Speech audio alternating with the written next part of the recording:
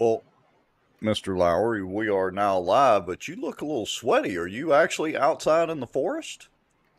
I Or am outside? plus. I shouldn't say forest. That's not like a southern redneck thing. Are you out in the woods? I am not out in the woods. Well, yeah, according to that picture, yeah, I am out in the woods in Louisiana, burning up, sweating. But thank goodness it's a little cooler than it was yesterday. Ah. So, you having some AC problems, or what's up? Having a little difficulties. The Lowry house does not have air conditioning. We did this morning when I left, but when I come home, it's a little toasty in our camp, Hmm. and it's not Yeah. from a fire going here. Had a capacitor. One of my capacitors popped Sunday. First time we've had any air trouble in quite a while, and luckily got somebody out here and got that trouble shot and figured out pretty quickly. So I'll wish you the best of luck. I have window units if you need to borrow a couple. Oh, that's quite all right. I think we'll get by. I drug the old shop fan in from the shop and got it cranked up. I hope it isn't affecting my audio any. Nah, not much. I can hear it a little bit, but I don't think it really matters. And besides, it's our show anyway. If we want to have fans going, by golly, we can have fans going. That's right. That's right. So, what is on tap for tonight? Well, let's see. I think I have everything ready, sorta. We've got a guest coming on, Brandon Trosclair, who is a Secretary of State candidate. We've interviewed him before, I think, in show 145. Interesting. So we're going to interview him at some point again. He's going to come on as a guest. We're going to talk about term limits in that blasted city council meeting, and there were some fireworks between Tommy, Queen David, of all Yeah, things. I got to tell you, Tommy Chandler is looking like he's starting to hit on all cylinders and find his stride. Well, he's trying. I'll have to give him a little bit of credit. He's trying. Oh, look, we got a bunch of people. Hello, Terry. Hello, Martu. I guess I'm saying that right. Miss Ann and Charlie and Judy. Glad to have y'all. But you're right. He is. Got to give him a little credit there. He is starting to try anyway. Yeah, it was a pretty amazing council meeting, and I think folks are going to kind of really be they're going to be surprised. I think they're going to be happy with what they saw. I mean, you're having uh, government deliberating on issues in a public way. I mean, it Yeah. was it was transparent. I one of the few times that the city council has actually been transparent. All right, so we've also got to talk about, a few of the qualifying candidates if we have time for some of the local races and that damn Cypress District, or should I No, not rephrase the that, the Cypress District Dam? something's wrong with the dam out there. Well, not yet, but maybe. But anyway, we'll talk a few minutes about that, and anyway, I posted some videos for everybody to see that posted over the last few days, so y'all can go check those out. All right, let's go ahead and hit the countdown and all that good stuff, get that out of the way, and we will be back in a couple of minutes, folks. Y'all know the drill. If folks knew a lot of the back office on the politicians that they think walk on water, they would be shocked. You know, there's an old wound from a knife in my back that just is giving me heck lately, and it's just really irritating. So I have to kind of wiggle around a little bit. Well, I've not heard my name in stable or Baton Rouge in stable in the same sentence in a long time. I titled it A Shot Across the Bow of the Good Old Boys. Just, they feel helpless, they don't feel heard, they have nowhere to turn. Some Republicans as well believe that government has the answers. And let me tell y'all something. I don't know anything government does well. Nothing. And aren't there laws that say that you have public meetings so that the public can have accountability of their elected officials? They're making a little bit of progress, but I would definitely have to give the race to Caddo Parish right now. I don't know. Is there anybody from Plain Dealing watching, you think? As a member of the media, I'm very concerned about what I've just heard. Did you or did you not requisition some money to fight against this or for it? We hired a lobbyist. It cost us $15,000. We were opposed to HB 630. So for this week, folks, the cockroach of the week, according to Bossierwatch and Duke Lowry and Rex Moncrief, is Raymond Croon's legislative assistant, Allie Feaster Smith. Thank you, Allie.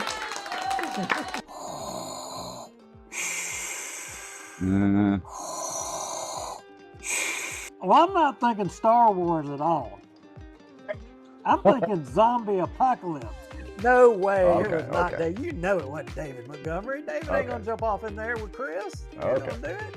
He'd as soon spit on him as he would even look at him. Man, this is a Mickey D's Krispy Kreme wheat. Didn't you know? Who's paying y'all? And if you're driving on the roads, are you safe? It's on the road, yeah. Well, I know you're on the road, but I mean, is this all folks coming from the border down there? Yeah, it's going to border. It's actually going to Mexico, the buses. Doesn't mean they interpret it the same way that I do. For instance, the Second Amendment. I take it very literally. That's been interpreted different ways in the court system all the way up to SCOTUS. Yeah, that's only going to cause more division that he claims he doesn't want to cause. And it's only going to cause more suspicion. We're still right now combined on both pages and YouTube at 264 people watching. That is amazing, folks. Coleman Project, the Walker Place deal, through conscious, shocking action. The purpose of their actions was to stop plaintiffs, being the Earl Coleman and associated groups not, from developing Walker Place. But here's the key thing, which in turn would enrich sitting city council members Scott Irwin and David Montgomery Jr. You hit the button? Does that mean that people are seeing us sitting here talking and chatting? In theory, you know, it's an every week thing. We got to double check and make sure it's like a miracle any of this actually works. This Bossier Watch live broadcast is brought to you by the Outdoor News, fishing and outdoors for our area. Acadiana Mortgage, over 23 years in the mortgage business. Pelican Training and Consulting. Smarter Geek, making technology easier. And the many supporters, donations, and folks sharing information and watching out for Bossier. Now, grab your popcorn and a drink. Here we go. And here we are. Once again. Somebody said there was smoke coming from somebody's ears. What? Ooh, they're talking about Tommy. Yeah, I think Tommy got a little heated. He wasn't smoking the tires on the Tahoe. He was smoke coming from his ears, pretty much. I would tend to agree with that. Hey, speaking of smoke and stuff happening, have you heard this Oliver Anthony song, "Rich Men from Richmond"? Has anybody else heard this? Over the last week, this guy's gone. Yeah, exactly. Who? This guy went. I've never heard this cat you're talking about. What are you talking about? Well, this guy went from nobody knew him to he put a video up on YouTube, and this song is going crazy. It's shot to #1 on iTunes and most of the other platforms. You want to hear it? Okay, so you know me, Rex. What do you think I'm going to think of this? Do you think I'm going to like this? I think it would almost bring a tear to your eye. Either that or you're going to jump for joy, one of the two. No, I got to tell you, look, I don't know how many people watch the Yellowstone, that little spinoff. I mean, granted, I hate that leftist that they've got as the main actor in it, but the 1883 or whatever show. Yeah, I've seen it. So, I watched the last 2 episodes of this, whatever the season was, where the daughter dies or whatever. I got to tell you, I laid up in my bed crying like a baby. I was crying like a baby. It is a good show. I mean, it's got Han Solo in it. Yeah, no. He wasn't in there yet. This I get the first season of that. Oh, okay. I forgot. Who was that? Yeah, was it Tim McGraw? Tim McGraw. Yeah, he's a jerk, but he played a good role in this thing. And anyway, his daughter ended up dying on it. Man, I got to tell you, I cried like a baby. Man. So are you telling me that this song will move me in that way? You telling me it's that? I think it will literally touch your soul. Well, I got to hear this. All right, here we go. So hopefully we don't get kicked for copyright. I don't think we will because he's not signed with any music label, so we probably won't get kicked for copyright. And if I go to crying like a baby on this show, you got to edit that out some kind of way. Hey, it's live, no takebacks. Fortunately, you're sweating profusely, so nobody will know. Let me get my tissue ready. All right, here we go. Everybody else want to hear this? Let us know in the comments. I'm going to play pretty much the whole thing. If they do kick us off, then, well, we'll keep rolling on whatever platform we can. But here we go. This is Oliver Anthony. I will let you know up front that it's got a couple of expletives in it, but that's okay. It's our show. Oliver Anthony, here we go. I've been selling my soul, working all day, overtime hours for bullshit pay, so I can sit out here and waste my life away, drag back home and drown my troubles away. It's a damn shame what the world's gotten to for people like me, people like you. Wish I could just wake up and it not be true, but it is. Oh, it is living in the new world with an whole soul. These rich men north of Richmond, Lord knows they all just wanna have total control. Wanna know what you think, wanna know what you do, and they don't think you know, but I know that you do. 'Cause your dollar ain't shit, and it's taxed to no end, 'cause the rich men, north the rich men.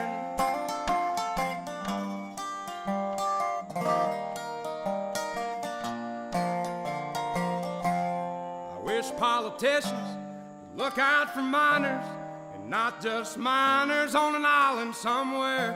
Lord, we got folks in the street, ain't got nothing to eat, and the obese milking welfare. Well, God, if you're 5'3" and you're 300 pounds, taxes ought not to pay for your bags of fudge rounds. Young men are putting themselves 6 feet in the ground, 'cause all this damn country does is keep on kicking them down.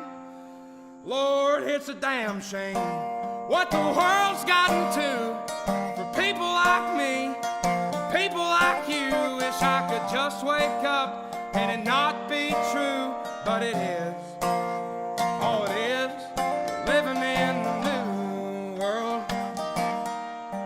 with an whole soul. These rich men north of Richmond, Lord knows they all just wanna have total control. Wanna know what you think, wanna know what you do, and they don't think you know, but I know that you do. 'Cause your dollar ain't shit, and it's taxed to no end, 'cause the rich men, north the rich men.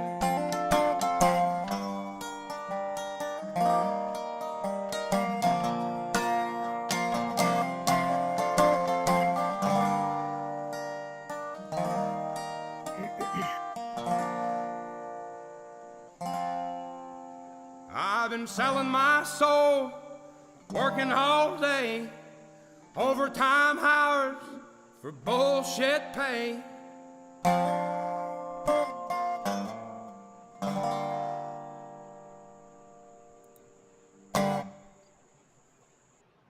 Wow. I don't know about you, but I've listened to it a dozen times in the last day or so, and I mean, I just keep liking the song more.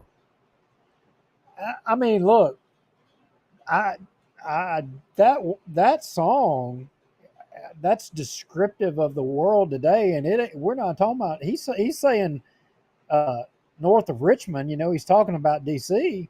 Yep. But that very easily can be Bossier City. That can be, you know, Anywhere, yeah. anywhere, towns all across. I mean, that is everybody's plight, and Yeah. you dadgum right. He came right out of the gate swinging. I mean, just dives right into it. You know, taxes, BS pay, mentions islands and kids, and you know, he's obviously talking about Epstein and that whole situation. I mean, he just came out swinging and swinging hard. I mean, you know, the thing is, we're all freaking sick and tired of it. We're tired. It's just like, I mean, Bossier City and what they're doing. What do you think? I mean, they want to all sit up there, and I'm going to call each and every one of them, and I'm going to start with the ones who are, it's the most egregious, Vince Maggio. Yes. Vince Maggio. Second, the most egregious, Bubba Williams. The third most egregious, Jeff Darby. The fourth, Jeff Free. And the fifth, you know, the king or the queen, whatever you want to call him. And it's the most egregious because each one of them in that order, you know, espouses to support the interests of the citizens of Bossier, that's their why. Their why is to serve the citizens of the Bossier. Well, if that's your why, it shouldn't even be a question. You've heard and you know what the people want. You choose to ignore it. You choose to look for something for you to be able to ignore the will of the people of Bossier. You're choosing to do that. Find whatever word you can hang your hat on, and we're going to go through all of that. Find whatever word you want to hang your hat on, but the fact of the matter is you are choosing to do it. You're choosing to ignore the people. So your why that you say that you stand for, it's all bullshit. And this song, it says exactly that. You know, if any of those guys are watching this, that song is about you. It's about it's about you. He's got a line in there that says, "They think you don't know, but I know that you do." And to me, that symbolizes some of the shenanigans that we're going to look at here in a little bit, where Queen David and Jacobs are trying to baffle people with BS rather than dazzle them with brilliance, because they think they can just get by with it. And, you know, shows like ours, other shows, the Sobo Live, you know, they're starting to get a little more political on the Sobo Live. The two guys down there on the sidewalk and other statewide podcasts and all that. People are starting to wake up. The great thing about technology is we are living in the information age. Just like that guy went from shooting videos on his phone, within 1 week rocketed to the top of iTunes and had his guitar and a microphone out there. I mean, it's just phenomenal. And you're right. They're trying to pull the wool over our eyes, but they can't anymore. So, anyway, very inspirational. Very inspirational. I mean, that is amazing. Love that freaking guy. Go and follow. Greg Bell posted.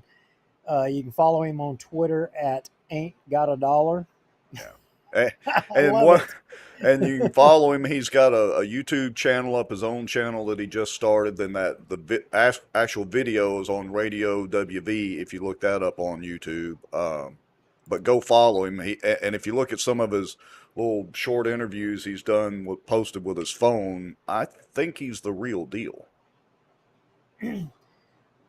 Well, I mean, look, we got to support people like that comes out. Obviously, I would guess that the record labels and all those people, probably why that's not picked up is because they would censor it. They'd shut it down, you know, because it's speech that they don't approve of. The same kind of thing that happened in Bossier City today, you know, was censoring speech. Right off the bat. Right out of the gate, in which, you know, that came from Weston Marriott. And I'm confident that's where that originated. I haven't talked to Weston, but I'm confident, you know, when he called out Charles Jacobs about the past relationship between the city, Queen David, and the, you know, unbiased, unaffiliated with Bossier, you know, Katie Bell with the Keene Law Firm, and he called it out, you know, oh, well, that's a lie, and, you know, went to trying to smash the guy. But the truth of the matter is there was a relationship. And yes, there was. Why did Jacobs nor Queen David, why did they not put that out there? But more importantly, now that the city of Bossier is putting these stipulations on people and what speech can be made at the city council meetings if they don't agree with the speech, or they're going to try to shut down more speech, you know, have they stopped to consider that maybe the reason they're trying to shut down speech in Bossier City is because people are having to come and ask the questions that they should be asking. Right. Well, and If I don't know if you saw it today or got to that point in the city council meeting, but they tried to shut him down again. Oh, I did. I Yeah. did. Just unbelievable. So I'm actually trying to get the video marked right there for that. I mean, look, a government, a government that's conducting a meeting, they have the right to make sure that it's orderly and to, that it's not going over the line and being outrageous. Right. But when you are trying to censor speech that is against what, you believe in, Yeah. or you're trying to think of the words to how to say this here or whatever, but when you're trying to shut down speech because you disagree with it, not because it's out of line, but because you disagree with it, that's straight up censorship. That is not a representative government of the people. And I would argue it's something totally else. And again, all of those guys sitting up there at that council meeting, you all are showing the world what you stand for. You're showing everybody. Yeah. You're not leaving any doubt in anybody's mind. I would absolutely agree with that. And let's see. As a matter of fact, I'm trying to prep the city council meeting. All right, video. So how do we want to handle this? Do we want to go ahead and get into some of that? Do we want to talk about the candidates that qualified for some of the races and then bring Brandon on, or do we know his schedule, or have you even thought about it? He had an engagement, and as soon as he was done with that engagement, he was going to be coming on. Okay. So I tell you what, looking at the clock, why don't we talk about some of the other races and maybe even the Cypress District before we go full bore Bossier City? That sounds like a plan. So let's let me get this ready over here, and we'll move on to those topics. Let me see if I can, through the magic of the internet, pull up Facebook. And so is Facebook not one to pull up? There we go. So the first race to talk about, and I saw in the comments earlier, who was it that brought it up? They wanted to address that. Let's see here. Paul Johnson. Paul Johnson says, what was the deal with the Bessie board member that decided to run for another office and his wife qualified for the seat? Well, that's exactly what happened. He decided to run for state representative. And sorry. I don't know the seat, the state representative seat number that he chose to run for, but his wife, as soon as he qualified to run for the state representative seat, and I think that seat, oh crap, what's his name? Milligan. Not Barry, not Milligan. Not Milligan. Golly, my mind has gone blank. He qualified to run for the state Senate seat of Barry Milligan. Presley. Yeah, Presley. Yeah, I'm pretty sure that he jumped up to qualify for that seat, and then his wife then run. The interesting thing was she was formerly a member out at the Cypress District at one time. Oh, really? Remember that? If I did, I'd forgotten it. Or either she was an attorney for the Cypress District. There was some relationship there. But anyway, she's a lawyer in the law firm of the Seaball Law Firm, along with her husband. And I don't know, maybe they'll have, Seaball running for Senate, so they'll have control of a Senate seat, a state rep seat, and a Bessie seat over there out of that one law firm. Gonna be a busy race over in that direction. All right. So, and obviously, I'm sure a lot of people saw. As a matter of fact, I had it as kind of the backdrop. Well, if I can get that video to stop playing, I had it as the backdrop of the deal. Let me switch screens here. Let's see. Hold on. Hey, we got some informed folks. They're spitting out names in the comments. I mean, and they know that's good. Yeah, they do. Okay, and I'm struggling here. Just a second. Bear with me, folks. Also, hey, I wanted to shout out as well and say, that for the first time, I think maybe we have a live viewer from another country. Oh, really? Oh, that's Yeah, right. Is somebody overseas or somewhere? we've got Colonel Crockett watching from Costa Rica. Oh yeah. Well, good to have you, Colonel Crockett, from across the ocean a little bit there. Well, not that far, but across it a little bit. So Anyway, so look, that guy looks familiar. he does. So I'm just gonna go through some of the pictures real quick. Let me see if I can make it a little bit larger, maybe. So this is Andy Modica. He is giving. A lot of you may know Andy, and he watches the show quite a bit in comments. We're going to have him on as a guest in the next couple of weeks, but he's running for police jury District 3, or police jury district for District 3, which of course is Philip Rogers' district. So Philip has a little competition this go around. Yeah, that Andy. I've met Andy at a couple of the Cypress Friends of Cypress Black Bayou Association meetings. He will speak up. He has spoke up, and he's let his voice. He was the guy that last police jury meeting that said that he threw his name in the hat to be the appointee to replace Robert Berry, and he said, "Look, I know the decision's already made, but hey." Here it goes. Yeah, exactly correct. He will speak his mind. There's no doubt about that. Now, let me adjust this screen a little bit and get this deal back up here, and we'll just kind of roll down through some of these. Apparently, I am not able to keep clicking like I want. All right, so Jill Sessions ran unopposed. I guess technically she's not running. She's, going into her third term unopposed, so that's their celebratory deal. Let's see who else we've got.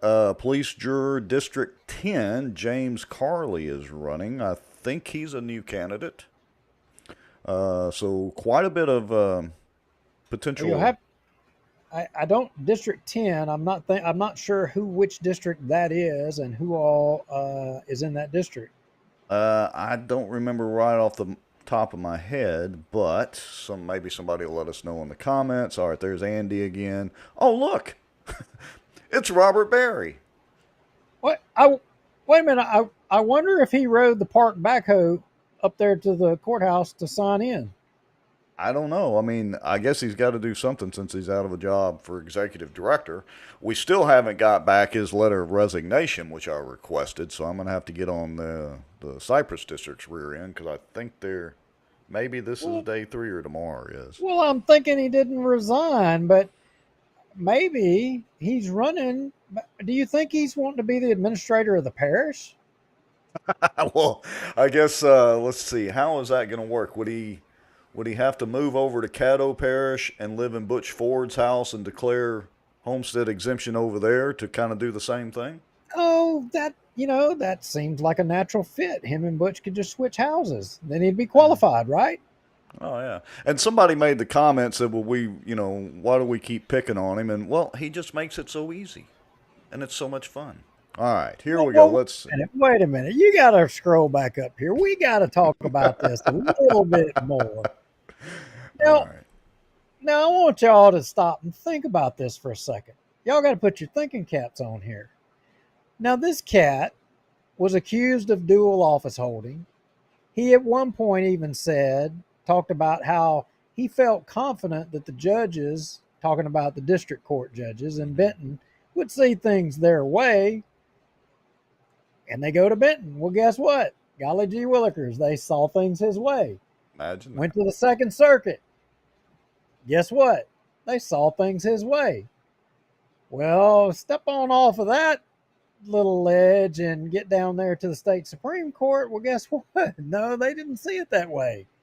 And now he's out of a job. So doesn't it seem pretty doesn't it seem to everybody now that it's been showed that he was dual office holding, doesn't it seem pretty extreme that this guy has the gumption to jump up here and run for police jury after all of that? Well, Doesn't I, doesn't I, it beg doesn't it beg another question, Rex? well, it begs the question of why. Well, I mean, it's almost as if he's got no worries. He's Yeah. got no fear. What gives him? How can he have the swagger to jump up here and run for a police jury seat and think that one, the public's going to vote for him, and two, maybe everybody's going to support him, even all the politicos? Does Well, he know something that everybody else doesn't know? Greg Bell just commented, and all the 26 JDC judges are recusing in succession to not touch the Barry situation. I wonder why that is. I'm wondering as well too. I mean, it's almost like he had something over on them. And I don't know what that could be. I mean, we've kind of joked about it before, but it's almost like as if allegedly maybe they got some free gifts, some free cabins, or I don't know. I mean, that's the scuttlebutt, but who knows? boat stickers or Boat I mean, stickers. what all free?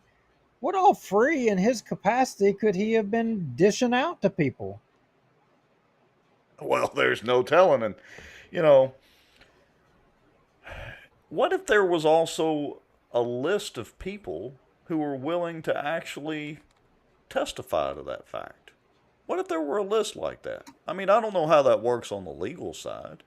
Are you challenging me to up you a little bit? Is that a challenge there? Well, I mean, I am Okay, sitting in the air conditioning and you're not. I'm not. So look, this Louisiana politics, kingfish, baby. Hey, what if those lists and all that information made its way, in legal circles? What if? Lots of what ifs. What Big, what if that information became public? yeah. What if that information all became public? What if it would probably just be like videos of Robert Berry riding around on a backhoe that is alleged to be the park backhoe on his private property working while he was supposed to be working for the Cypress District. Oh, but look, maybe his Maybe reasoning is he feels safe with the police jury. I mean, after all, they're not doing anything about Butch Ford. Literally, we hear crickets when it comes to whole Butch Ford situation. I mean, I would argue that it appears, based on the documents, that Butch has, I don't know, committed fraud. I mean, they're certainly fraudulent documents, but the police jury is doing nothing. Maybe he feels like if he can get on the police jury, he'll have a safe haven there again, kind of like Epstein's Island. maybe he's got nothing to worry about. Maybe all those above him have his back or have to have his back for whatever information he knows. But maybe there's other people that know that information. I don't know. Well, and look, not to draw too many parallels to Epstein, but since, Song mentioned it earlier, but it's almost kind of like the Epstein situation where all these people in the know that knew him, all of a sudden they're dead silent. Yep, running deep, running deep. Crickets. Maybe we'll talk about that soon on a show coming up. Yeah, a little more. So maybe there's more to that story. All right, let's keep scrolling for a little bit. So, Julian Darby qualified for police juror District 10.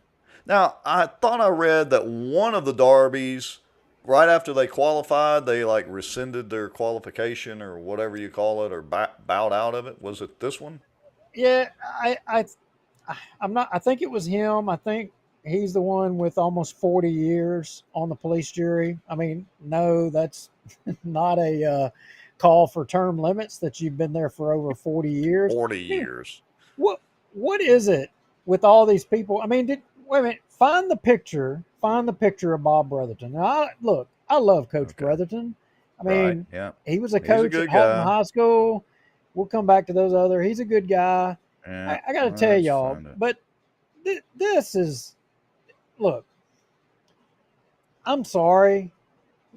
Is this how our elected officials, is this how it should end up? That you have to die in office, or you are physically to a point where you can't make any meetings, and we keep electing you as long as you want, or you keep staying in. Is that how politicians and how politics should be? I mean, Well, and I agree. And the few times I've met Bob through the years over, at different meetings and stuff like that, he's always been super nice.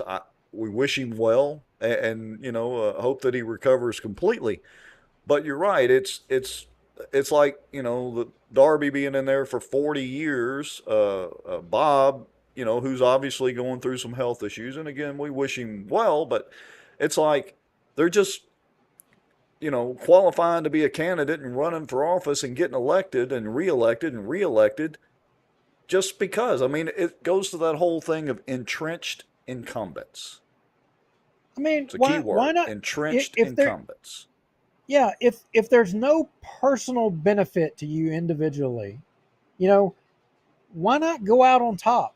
Why not go out on your own? Why not? But they won't. They won't do it. They won't just stop.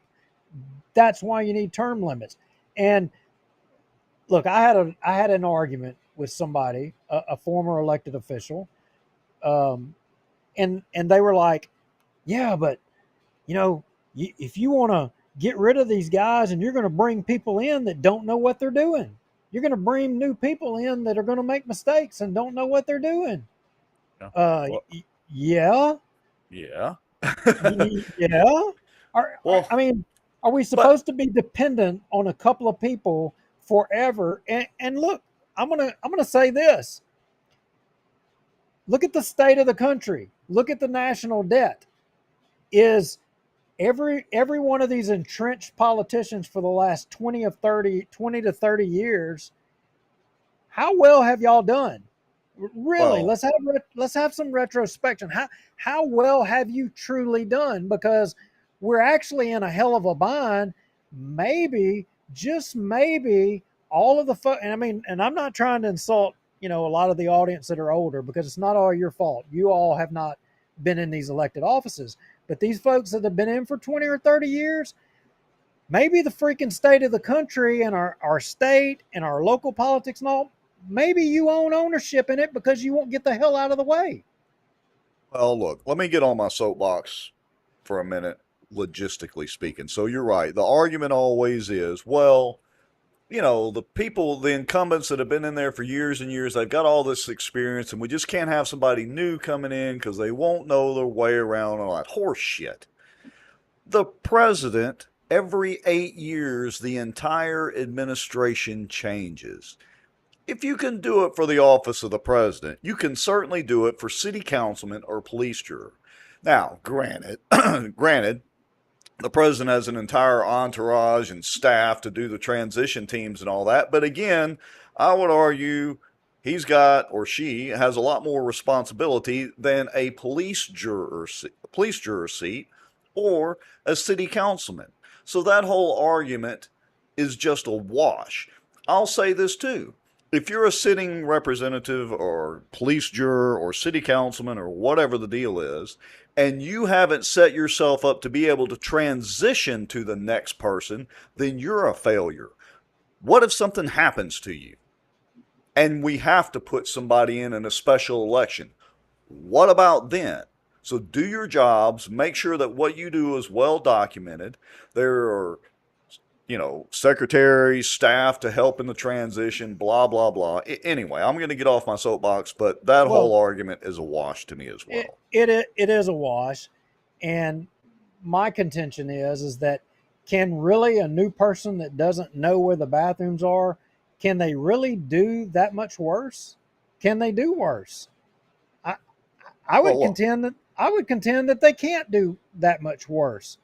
All right. I'm going to do something here that normally I would not do. I'm going to actually give Robert Berry credit where credit's due. Don't fall out of your chair, Duke.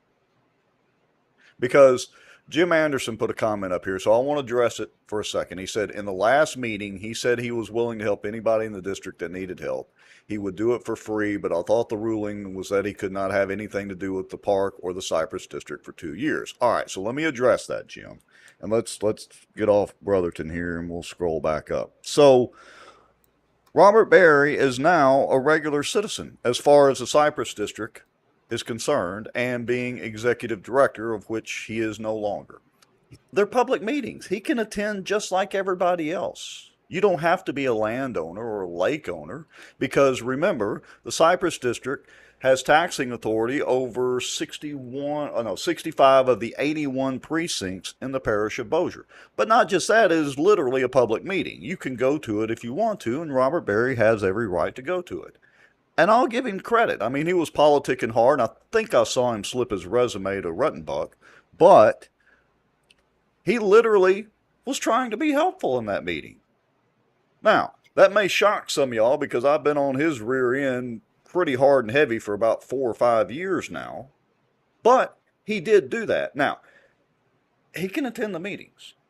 Well, and that exactly makes the argument, because if, for a lot of these elected officials, if they care about, the constituency and the city or the parish or the entity or whatever body that they formerly represented, just because they're gone and a new person comes in, if they truly cared about it, you know what? They're going to hang around, and they're going to offer their wisdom and experience to say, this is why you don't want to do this, or this is why you want to do this, or this was the experience when this happened, this was the circumstance, and offer that knowledge and help. They would do that. Yeah, and he did offer. Look, he even got up there and agreed. He said the words, Renee Hall is correct. He even said that Renee was correct about something up there. I mean, like I said, I think I saw him slip Rauschenbach's, resume, but that's beside the point. All right. But the problem is so many of these people they're making careers out of, positions that weren't meant to be careers. That's it in a nutshell. I mean, the police jury, I think I'm correct in saying this, but I'll give you an example. The police jury, I think, is the highest paid police jury in the state. They're paid the max. I wouldn't doubt that. And we've really got to look into the money, of how much they're making, because I think it's kind of pretty lucrative. I think something else is going on there. I think it's about health insurance. I'm pretty sure that that's one of the reasons they're there. I don't know, guys. I mean, people should not be going into politics, to most people out here are self-employed or whoever they're working for. I mean, they don't get to make the rules for themselves. No, they don't. But look, now, full disclosure, I know Jill Sessions. Used to work with her when I was on the Board of Election Supervisors and all that. She runs a tight ship in that office.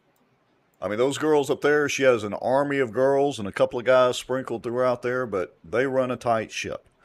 She is also now running unopposed for the 3rd time. I would argue because she's doing a pretty darn good job, and and her whole office and staff are, but she's also, I think, if I'm correct, the highest paid public official in the parish. I understood that to be the case. I have heard that. I don't know if that's the case. I mean, but what is the limit for a public official? How much should a public official make? Should it be 7 figures? I don't know. Now, should it be 8? And she'll tell you real quick, because she educated me on this as well. The clerk of court's office doesn't get any taxpayer dollars. As far as what we all consider taxes, they run strictly off the court fees and all those fees that we have to pay to pull up digital documents, which that's a whole other conversation. Who pays that? Oh, it's all of us taxpayers. Yeah, I mean, and the people, that if you get a speeding ticket or you have to sue somebody, or whatever, and pay the court fees.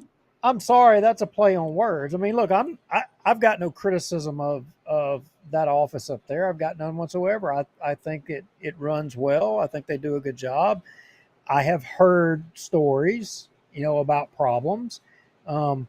I'll acknowledge that I take an issue with uh, her, maybe not necessarily her, but the association and them promoting a specific election voting machine for across the state of Louisiana. Maybe when Brandon Trosclair comes on here, we'll ask him specifically about that machine, because I know for a fact other states across the country have had problems with those machines. But a lot of people follow her and that group, and for them to go out and say that we should do this, when there are problems with those machines, I take issue with that.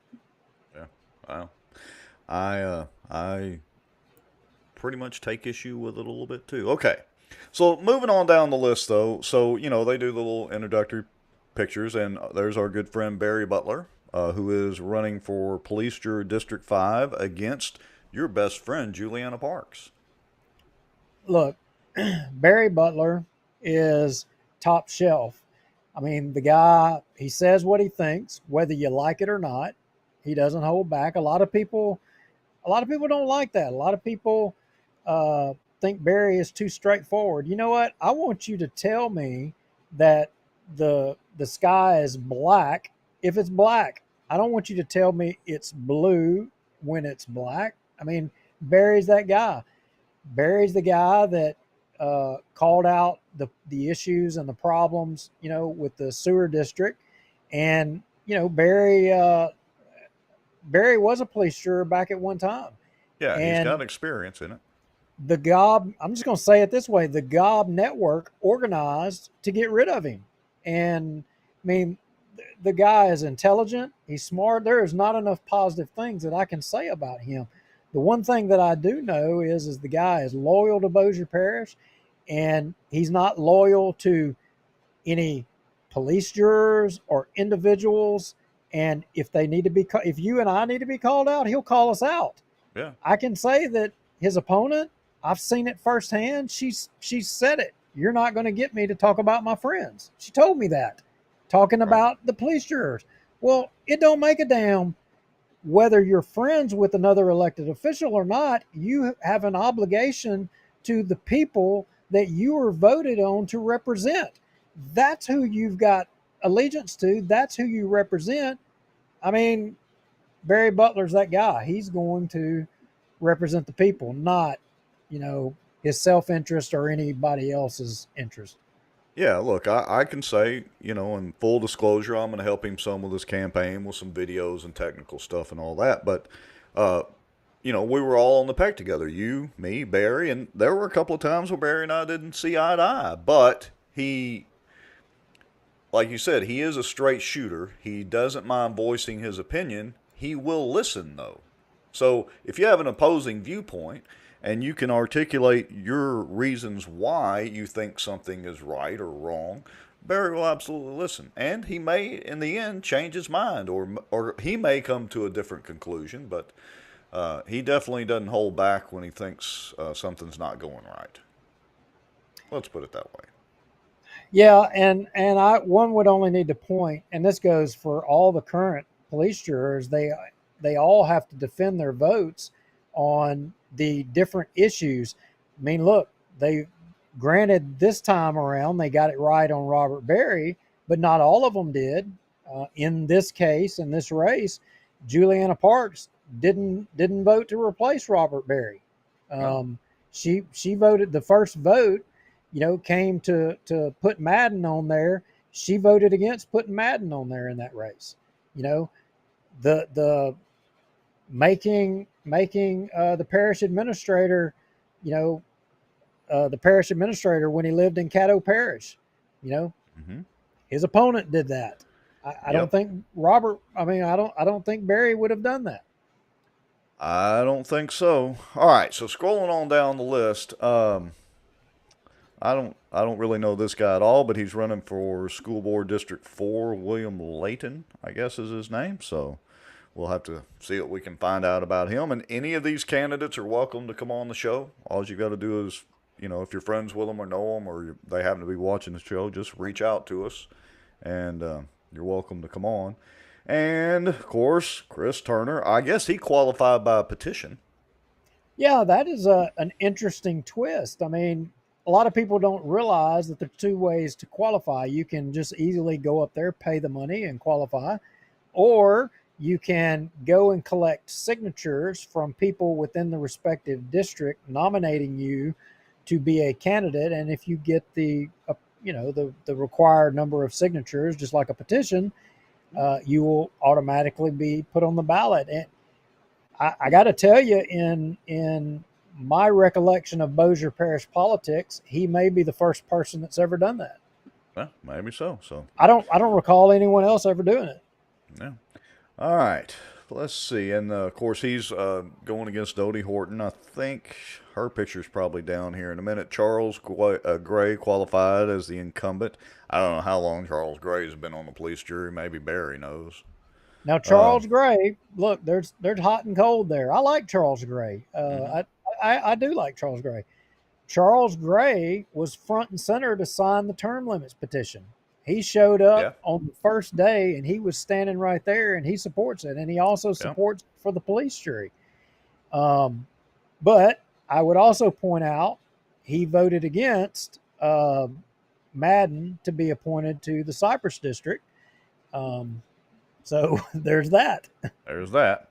Now, let's scroll on up. Let's see. Mary Odom, Police Juror District 1.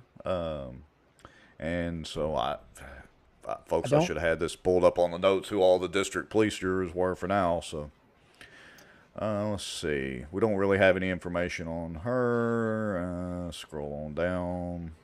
Bob Brotherton, where we talked about Mr. Bob. Robert Mills, of course, he qualified. He's running for Senate District 36. That's going to be an interesting race between he and Adam Bass. That is going to be an interesting race. If the race was held today and it was a measure of signs, obviously Robert would be losing today. Yes. But Bass has done the homework and has put a lot of signs out. But the old adage of signs don't vote, that holds true. I don't know in this race. I got to tell you, I can't tell which way this one's going to go. I think Bass is putting up some opposition to Robert that Robert didn't expect, and I think Robert's playing a little bit of catch up. But I think once they get down in the weeds and they start debating some issues, it's going to be interesting to hear.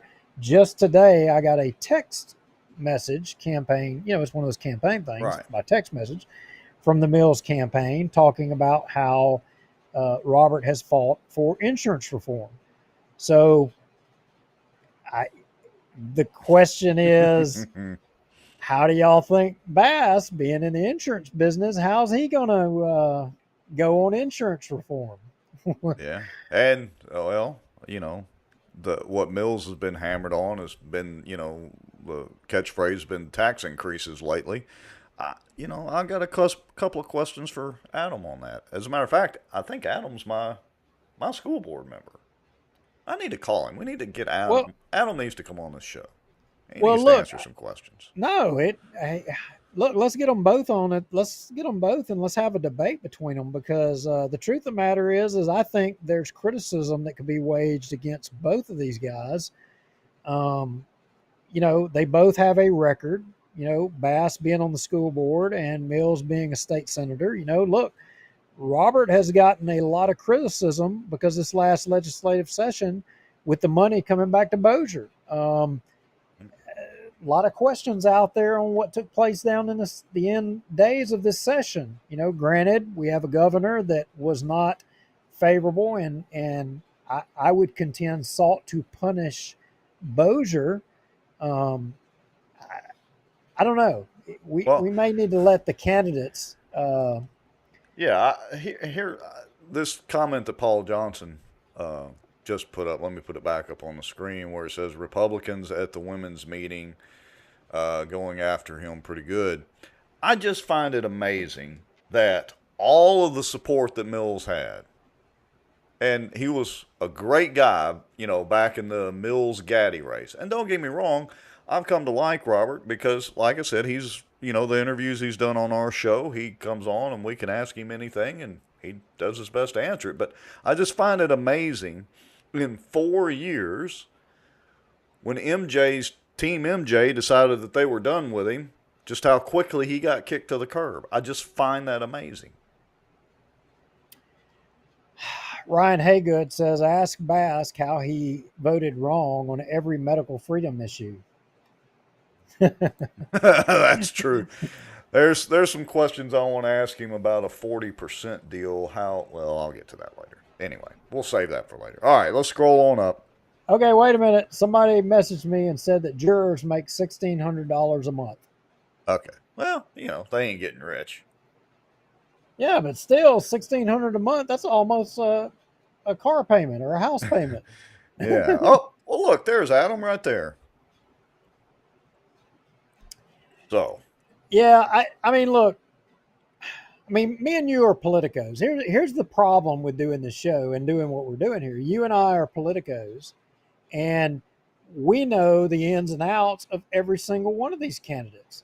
We know a lot of their votes. We know where criticism is proper. We know where criticism isn't proper. But it's not our job to really do the bidding of these candidates when they're in the middle of a race, unless we have a personal bias or a personal agenda. It's our show. We can. Yeah. But in this race, I think it's the candidates' responsibility to call each other out and point out the flaws for the public so the public can make their own decision and be informed about it. Well, look, it's just like with Barry Butler. We're good friends with Barry. You know, I'm going to help him some with his campaign and all that. But when Barry comes on the show, we're going to ask him some tough questions. And I have a feeling that Barry's going to give us the answers. And, yeah. You know, I'm sure we'll mostly agree. There may be some things that I don't agree with. Well, I don't know.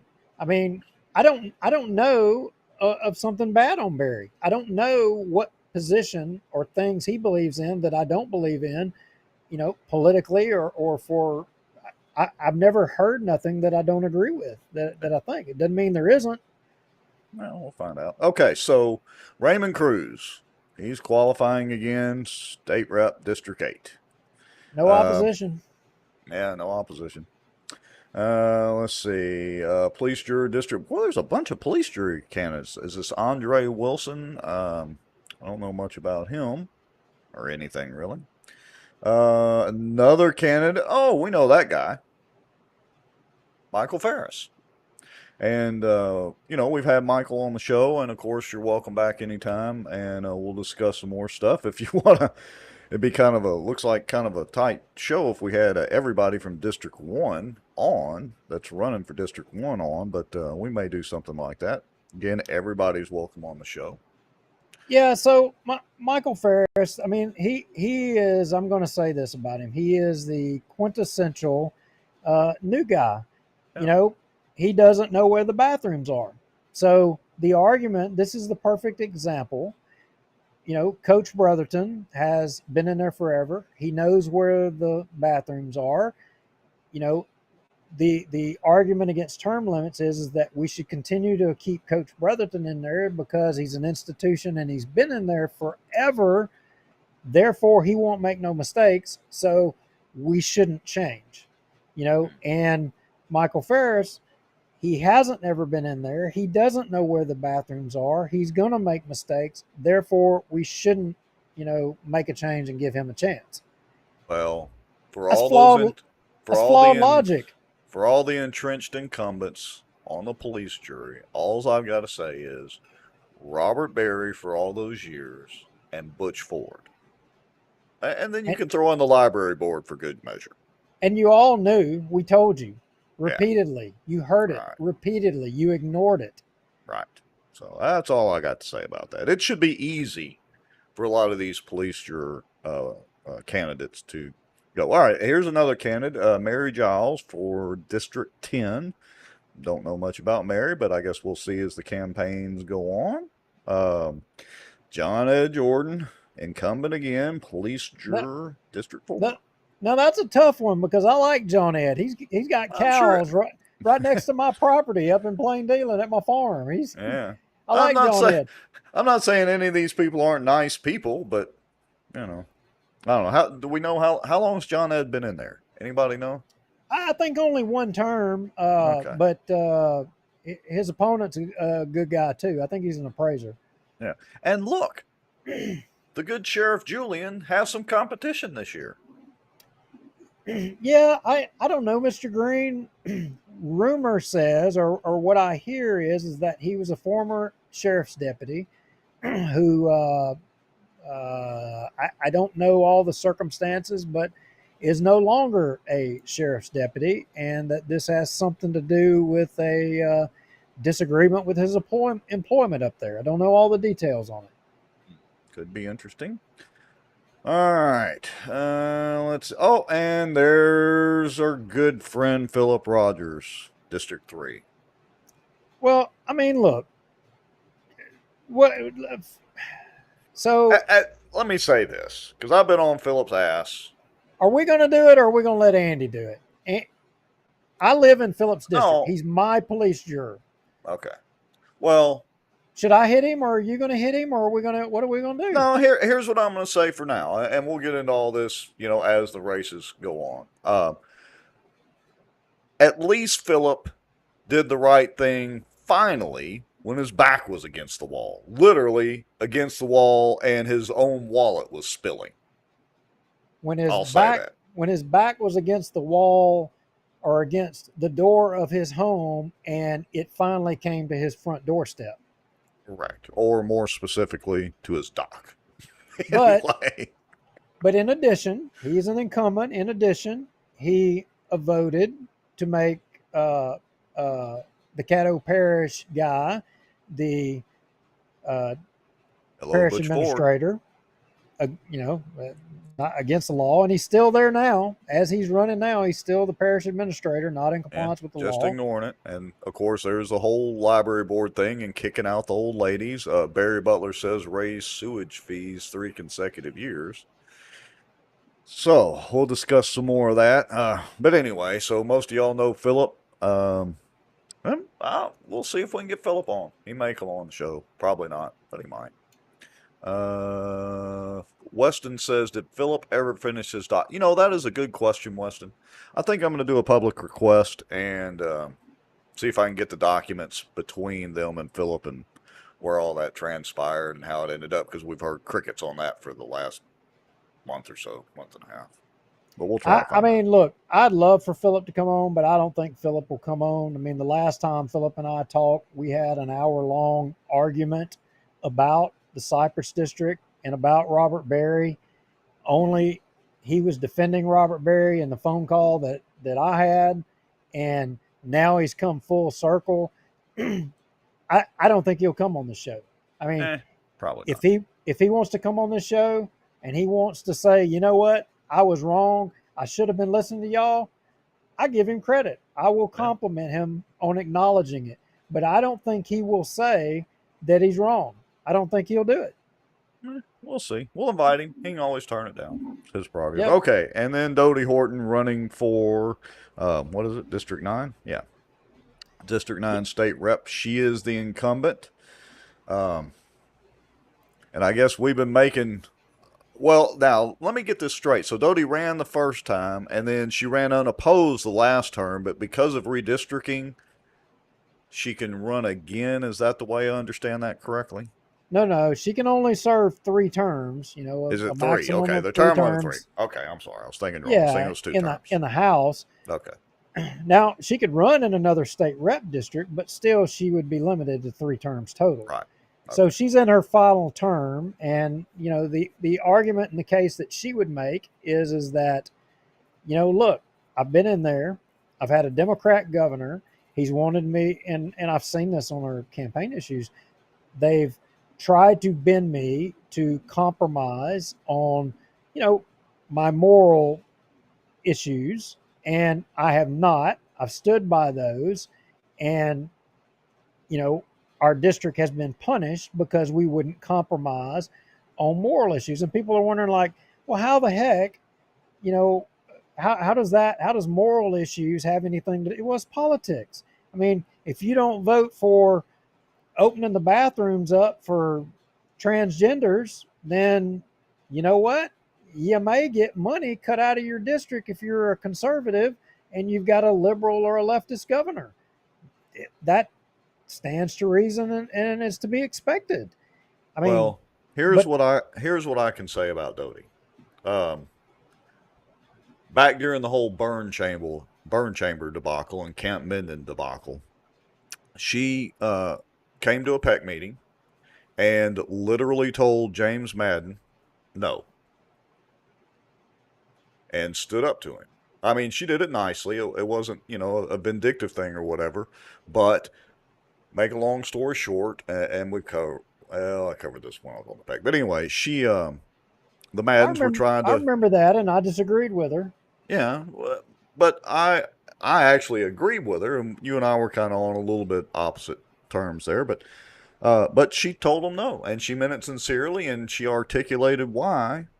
And then on the Cypress District issue, she did her best, even with, a hired lobbyist in opposition. She did her best and at least got a bill finally pushed through. That did help a little bit.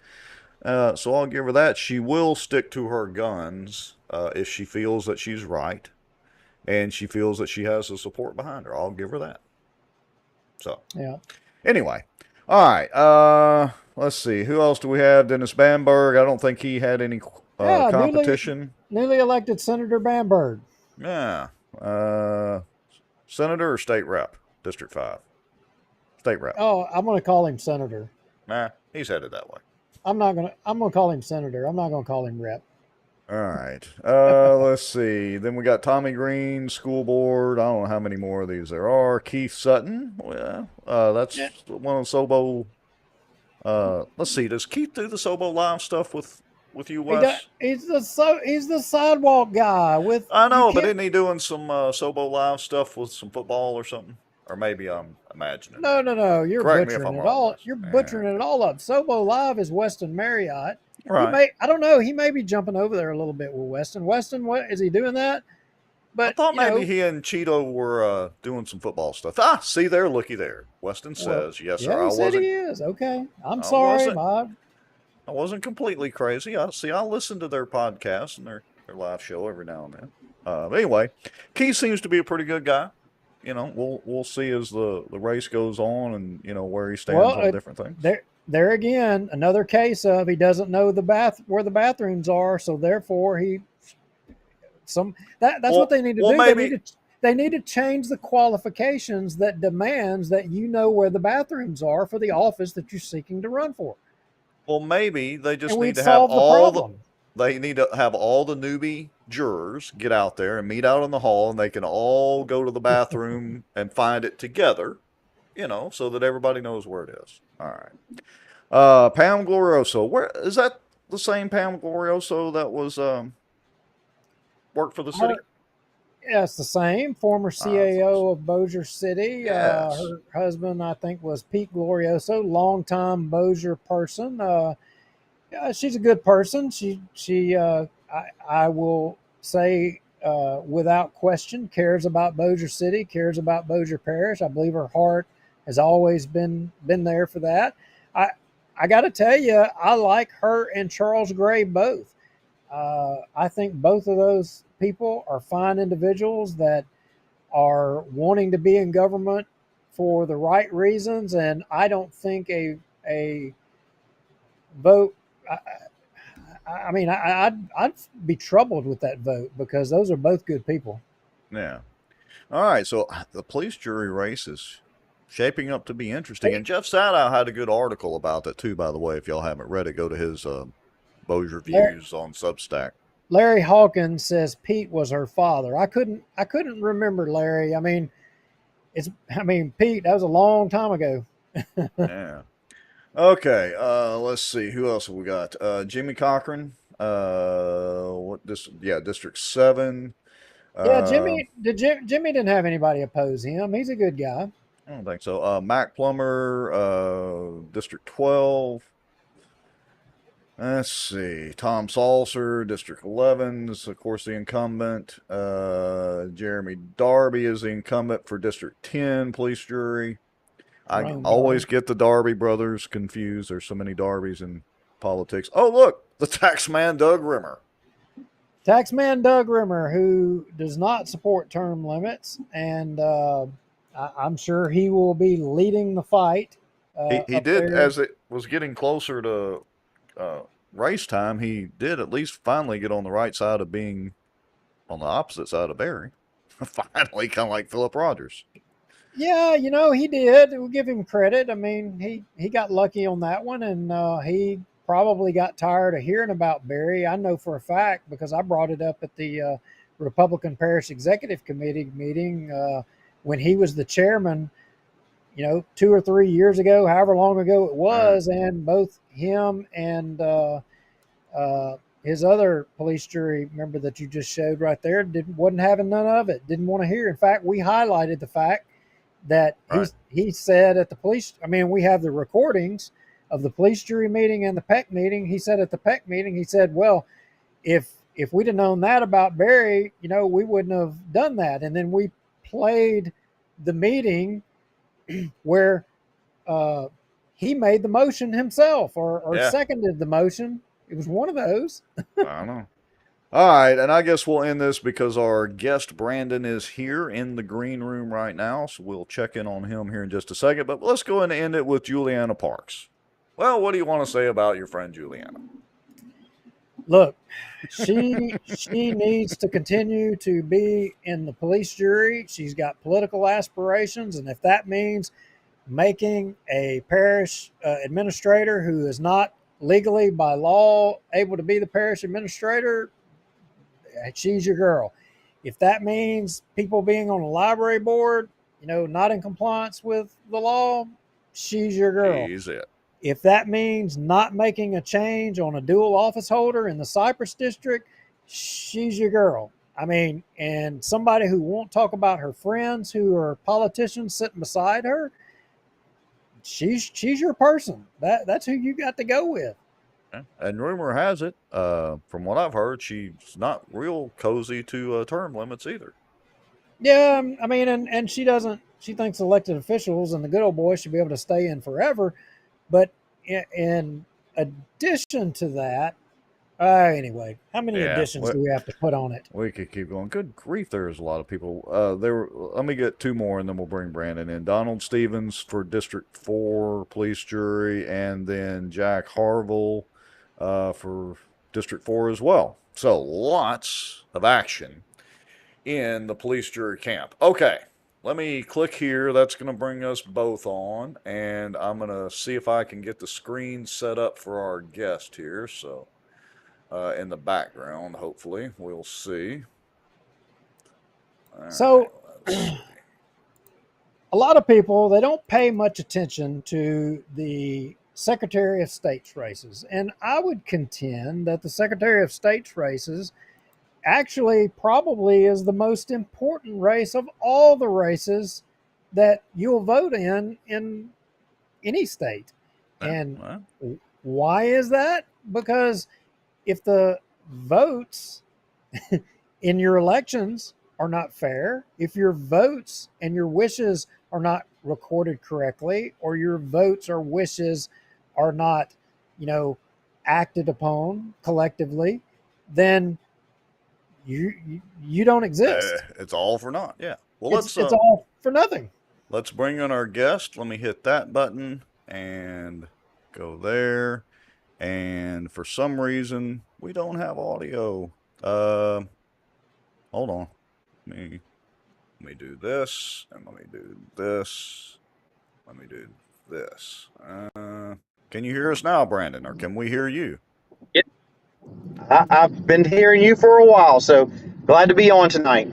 All right. Well, we got your audio. You're coming through loud and clear. It looks to me like you're driving, so or riding along or whatever. So be kind of careful, and we won't try to keep you too long.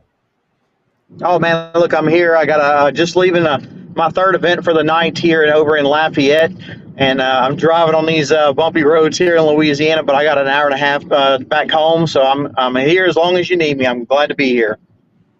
I wish Secretary of State had something to do to help fix the roads, but unfortunately, the office you're seeking, you got to fix this bumpy election system or whatever. Yeah, you're right. Yeah, you're right. So, Brandon, I'm going to jump right into it real quick. So, here's the thing. People say, or some people say, and I'm sure by now you've gotten this question, they say, you know, we're not ready to have our elections, systems to hand mark paper ballots like Brandon Trosclair declares. We can't do that. There's no way we can get it done, and just voters and people aren't ready for that. Have you had anybody say that to you, and what do you say to that? No, so I haven't had that mentioned the first time. In fact, what the voters of Louisiana are saying, and they certainly said it loud and clear here tonight in Lafayette, that the people of Louisiana deserve elections as good as the people of Louisiana are, and they are yearning for a safe and secure, honest elections here in Louisiana. They're sick and tired of all the corruption that we have at the State Department and these Dominion machines that we have. 68% of our country don't trust our elections, Duke. 68% of our country, and that's shameful. And again, I'm not hearing that at all. The people are wanting change, demanding change, and they want secure elections. It's overwhelmingly the amount of support that we get everywhere we go that they want hand-marked secure paper ballots. So that's the first time I've ever heard that asked, that we're not ready for safe and secure elections. I think it's the exact opposite. I got a question for you since you mentioned that. So on the Yes, last show, so I'm going to ask you the kind of contrarian question here. So Okay. you're up for it. During the last show that we had you on, which was I don't know, show 145. Anyway, you said you are running to clean up, and I quote, the train wreck of election processes. Yes, sir. And you articulated very clearly your reasons for that, and we mostly agreed on it. But I got a question for you. So do you think this fall's elections in Louisiana are going to be a train wreck? And will they be fair? And can we trust the elections, whether you get elected or whether Kyle gets reelected? Well, first of all, Kyle is no longer running for reelection, so that certainly won't happen. So that won't happen for sure. But what we're fighting for, and many of you may not know this since I've been on the last show, but I've been asking and for safe and secure elections for 2 years now, and it really starts with cleaning up our voter rolls. I've told you all many times that according to the law that we have 704,000 people that are inactive and ineligible on our voter rolls. That's 1 in 5 people in Louisiana. And it all starts with that. So since the last time that we've talked, I have sued our Secretary of State and the Registrar of Voters in order to do that before this coming October election. What many people will remember that just last year when they done the recall down in New Orleans of their mayor there, they settled out of court with the Secretary of State and they removed 38,000 people from the voter rolls. Well, it's like that in every single parish. And in fact, I'm here to tell you that Orleans is not the worst. It's like that all across Louisiana. And so what we've done is we've been telling our Secretary of State for years, clean up the voter rolls, clean up the voter rolls. They've been telling us they're 99.9% accurate when the Heritage Foundation gives us an F in the accuracy of our voter rolls. And again, we have 704,000. They were called in front of the legislature this past session, and they finally admitted that there's at least 189,000. So when that happened, we called up the State Department yet again, and we told them, hey, I'm glad y'all finally admitted it's 189,000. We think it's 700,000. Let's work together. You know what they told us, Rex? They told me to lawyer up. What? So that's exactly, they told me to lawyer up. A private citizen of Louisiana is having to fight our own government in order to clean up our registration rolls. How sad is that? So we're in court right now against the Secretary of State's office and the Registrar of Voters to clean up the registration rolls in all parishes before October election. That's how we're going to have a safe and secure election. And I can tell you that we've been to court once already because our State Department tried to dismiss the case. And you know what the judge said? He said, we're not dismissing this case. My own daughter moved to California 20 years ago, and my daughter's still on the voter rolls. So, hey, Citizens for Election Integrity, get a statewide candidate. That way you have standing, and we're going to keep this case going. So we reached out to all Secretary of State candidates and all Attorney General candidates that are running for office and say, hey, we all want safe and secure elections. We want clean registration rolls. Join our lawsuit. And there was only one campaign that joined that lawsuit, and it's the Brandon Trosclair campaign. So that's where we're at today, trying to clean up the voter roll for the October election. That is, I don't doubt you at all, but that is just insane to me, because that is absolutely where, you and I may differ a little bit on the implementation of what we think the future should be, but cleaning up the voter roll should be it should be a no-brainer, and it shouldn't be that difficult to do.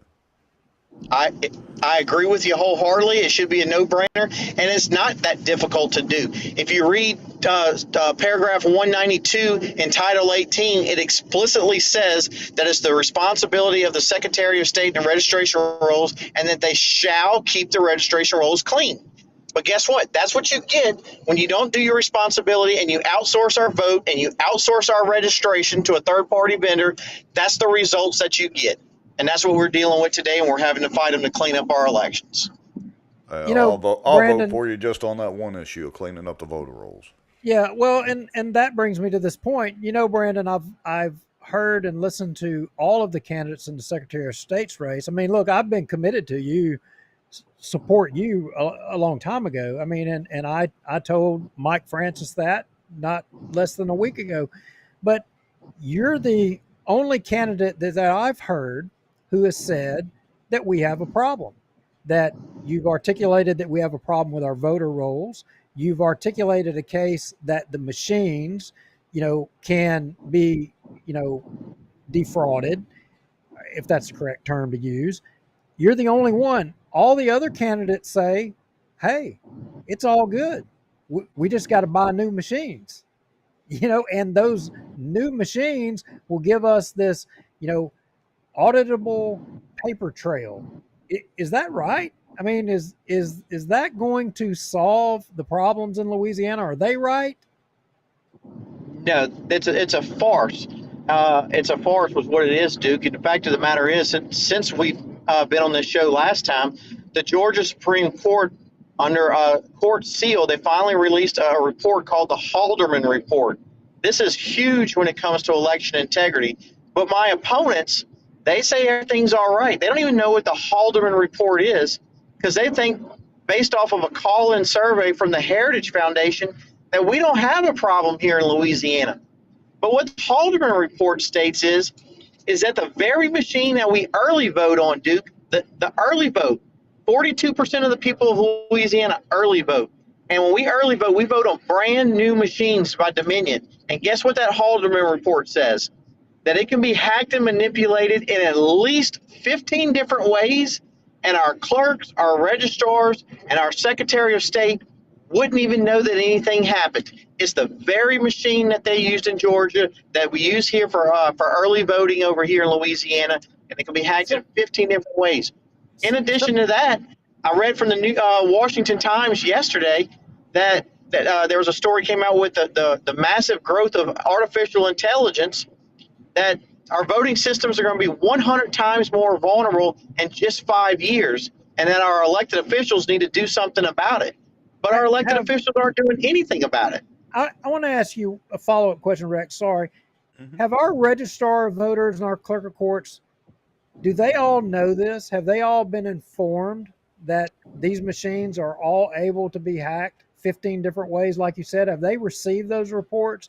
Are they informed on that, or are they just ignoring it? I think for the most part at this point in the campaign, we've been saying this stuff for 10 months, Duke, and at this point in time, they don't even, I've talked to a lot of them early on. I've told them all this information. I pretty much don't get a warm welcome at all anymore, especially when you're having to sue the registrar of voters. They obviously don't want to talk to me about it. But you would think that as it's their job as the clerks and as the registrar of voters, that they would be constantly reading and updating themselves on elections, on election to voting machines, so forth and so forth. But when you ask a lot of these, again, at least my opponents, they've never even heard of the Haldeman report. And then one more thing while I got you, I do want to make sure it's clear for your listeners. The problems and the issues that I've been talking about for 10 months and that I'm talking about tonight has nothing to do with our clerks and our registrars. This is all with the terrible policies from our State Department. We are in a top-down state where the State Department makes all the rules and the regulations, and the clerks and the registrars have to carry it out. So my problem is not with our clerks and registrars. I think many of them are good people, but they should certainly know about these things. And when I've talked to, I make the claim that registrar voters don't do registration, and I've talked to a lot of them across the state, and they'll openly tell me, you're 100% right. All the training that we get, we do early voting. We do early voting. That's their role and their responsibility. And the people, the people need to know about this. Yeah, that's crazy. So I've got a long comment here from Holly Cole. I'm not going to put it up on the screen, but she asked, how do you feel about early voters registration?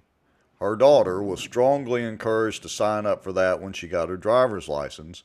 So immediately on her 18th birthday, she would be registered. I told them absolutely not. I didn't trust that. And of course, the OMV wouldn't tell me where that information would be housed. My first thought was that all these kids being accidentally sent ballots. So any thoughts on early voting registration? Yeah, so early voting registration. So I'm against early voting, and I'll tell you why. And a lot of these kids, when they sign up at the DMV, is where a lot of them. Did you know? I'm sure y'all know that a month ago, 3 weeks ago, the Office of Motor Vehicles database was hacked, and you had over 1 million people in Louisiana that all their information was given out through this hack. Well, the Office of Motor Vehicles has a direct portal in our registration process. So that's a perfect example why you can't trust this. Another thing that we believe strongly in, and we have a lot of evidence in regards to this, is, people want to say our machines aren't connected to the internet. We can argue, disagree, whatever. It doesn't matter. It's all about that proprietary software. So when you have nearly half the state early voting, they already know what they need to have the software written for same day voting in order to swing election a certain way. So I always encourage people to vote on election day itself. And if you can't, I'd rather you early vote than not vote at all. I'm always going to encourage people to vote than not. Do your civic duty. But I would certainly advocate, as well as President Trump advocates, for same day vote on election day. Yeah, I can't disagree with you that, and I think you and I both agree on open source is the way to go for the software, that the closed source and proprietary method is not the best way to go for this. So Rex, I agree with you, Rex. Duke, I wouldn't be running for Secretary of State today if the machines that we had were owned and operated by the state of Louisiana, and if it was open source software where that software strictly just counted 1 + 1 + 1, and every elected official can go and look at that software. Every citizen of Louisiana can go look at that software. And I wouldn't be here today. We have this proprietary software that nobody has to. That's just not right. Not right at all. We deserve better. Yeah, totally agree with that. Hey, we won't keep you forever, but one more question. So some of the things that I hear, and I'm talking about some people, they say, man, well, if we do hand marked paper ballots and we're not counting them by machines, it's going to take forever to get the results. I mean, I think your campaign has proved that there is a way to count hand-marked paper ballots, and if you could, the real short elevator speech on how that can be accomplished, where people know that it is possible. I mean, that it can be done, and you can know the results within 24 hours. No, not only within 24 hours, I'm committed to giving them within minutes of the polls closing. And they are already doing this in parts of Texas, parts of Missouri, Florida. They announced on the news today that Searcy, Arkansas just voted to secure hand-marked and hand-counted paper ballots. In Arkansas, this is a movement that's growing like wildfire across the country. And if you go on our any of our social media, the Brandon Trosclair campaign or letsgobrandon.net, we have a video. But the average precinct here in Louisiana has less than 450 votes that come through on election day, and that's with the highest turnout that we've ever had at 52%. It would take us less than 2.5 hours to count an entire precinct from start to finish. But what we're advocating for is to have 4 sequestered folks, a Republican and a Democrat counting, a Republican and Democrat tallying, and we will have you a certified election. They'll start counting in the afternoon and give you a certified election within minutes of the polls closing. And then within 24 hours of that, we're going to have every single ballot have an image scanned and on the Secretary of State's website for the people to be able to audit. They can count their own precinct, the parish, or the whole state. But go to my page, go to the website, and we show you as clear as day how simple it is. My opposition is going to tell you it's going to take days and weeks, and that's a lie, and they know that that's a lie. They're doing this all around the country, and we've perfected that. We think we've perfected that hand count deal, and we're going to give you a certified election, hand marked by the people, hand counted by the people, and certified by the people of Louisiana, and in return restores the power to the people of Louisiana right where it should be. Well, one last question. If you're elected Secretary of State, how long do you think, what is your timeline for getting this implemented? We think we can do it as soon as in 90 days or less. At the end of the day, it's strictly all it is paper. It's paper and it's training. Probably the issue that we're concerned about isn't the people of Louisiana. It's dealing with elected officials and having buy-in from the clerks and so forth down. But the training process will be imperative, but it's so simple and so easy. We're doing hand count tours all across the state. We have people downloading the ballot and the tally sheets off of our website.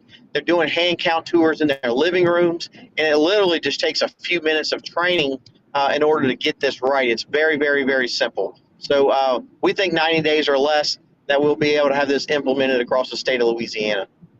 And I think you addressed this in our last show, but Weston Marriott, one of our watchers, says, would these scanned ballots have identifiable information on the voter? Yeah, absolutely not. So according to the law, every ballot has to be completely anonymous. And so it will, when you walk in and sign in, you're going to get show your ID. We're going to give you a ballot. And then when you go in after you mark your ballot, your votes, it's going to go into a locked box before it's brought back to the sequester team to count. There will be absolutely no way for anybody to know that that's your ballot. What we've been told from people in Texas and Missouri is that a lot of people, they'll put a certain little squiggly or a star in a certain place. That way, when they go and audit their precinct, they see, yep, I made that mark on the bottom left corner. I know that that's my ballot, and it absolutely matches the way that I voted. It's real. So that's what we're seeing. But they will have no barcode, no number, unique number, nothing like that to be able to give the ID of the voter away. All right, good deal. Well, Mr. Lauer, you got any more questions? I don't, Brandon. Keep up the fight, and we will be watching your race, closely. Well, I appreciate that. Willing to come on y'all show anytime. If y'all have any questions, call me, text me, email me, and have your listeners. They can always go to letsgobrandon.net. They can follow the campaign. We're busting our tail. We got 60 days left till Election Day, and I owe it to the people of Louisiana to earn their vote. And so we're busting our tail out there every single day campaigning, and we sure could use y'all support and y'all vote and y'all prayers. You got some pretty good support right here. We'll make sure and post your link to your website and your share out your social media pages and all that. And anytime if you want to come back on and break some news or something like that, just let us know. Sounds good, guys. I appreciate y'all. Thanks, Brandon. Be safe. Yes, sir. Thank you.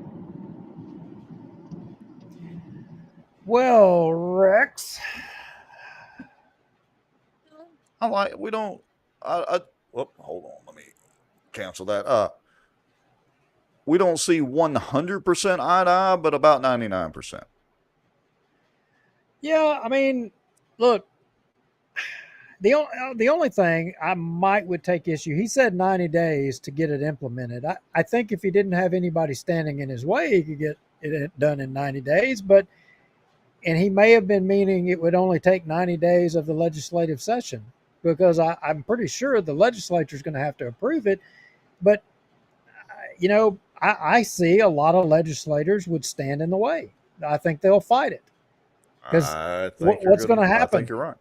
ES&S and Dominion's going to start, but then they would have to sprinkle more money across all of the legislature rather than just a few people.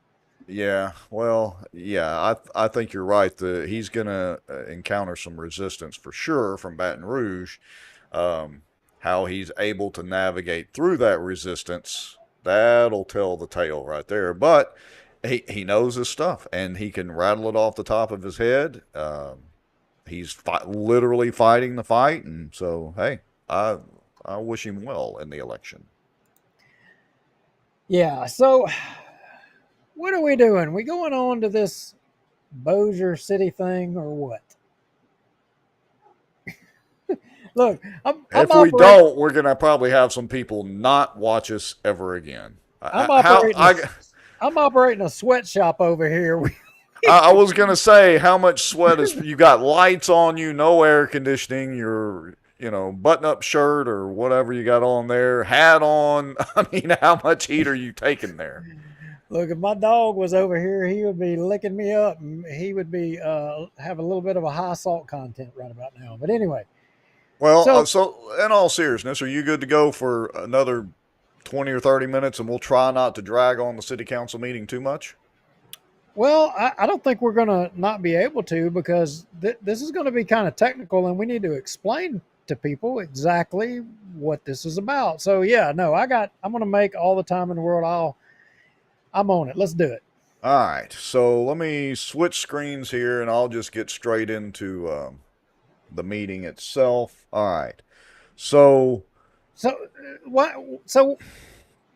we said a couple of shows ago we were going to do this. Before we broach subjects, we were going to give a little bit of background.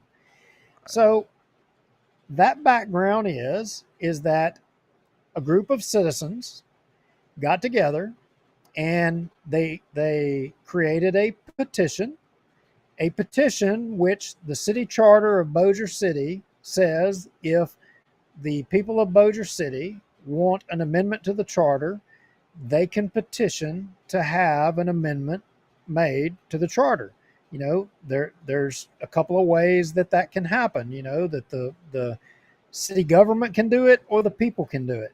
Well, it's never been done in Bossier City before, ever, but the people got together, and you and I, we were a part of this effort, the Bossier Term Limits Coalition. And, we collected, what was it? Over 33% of the electorate that voted in the last mayoral election, on what they wanted amended in the charter. We did that. Right. And let me clarify for everybody.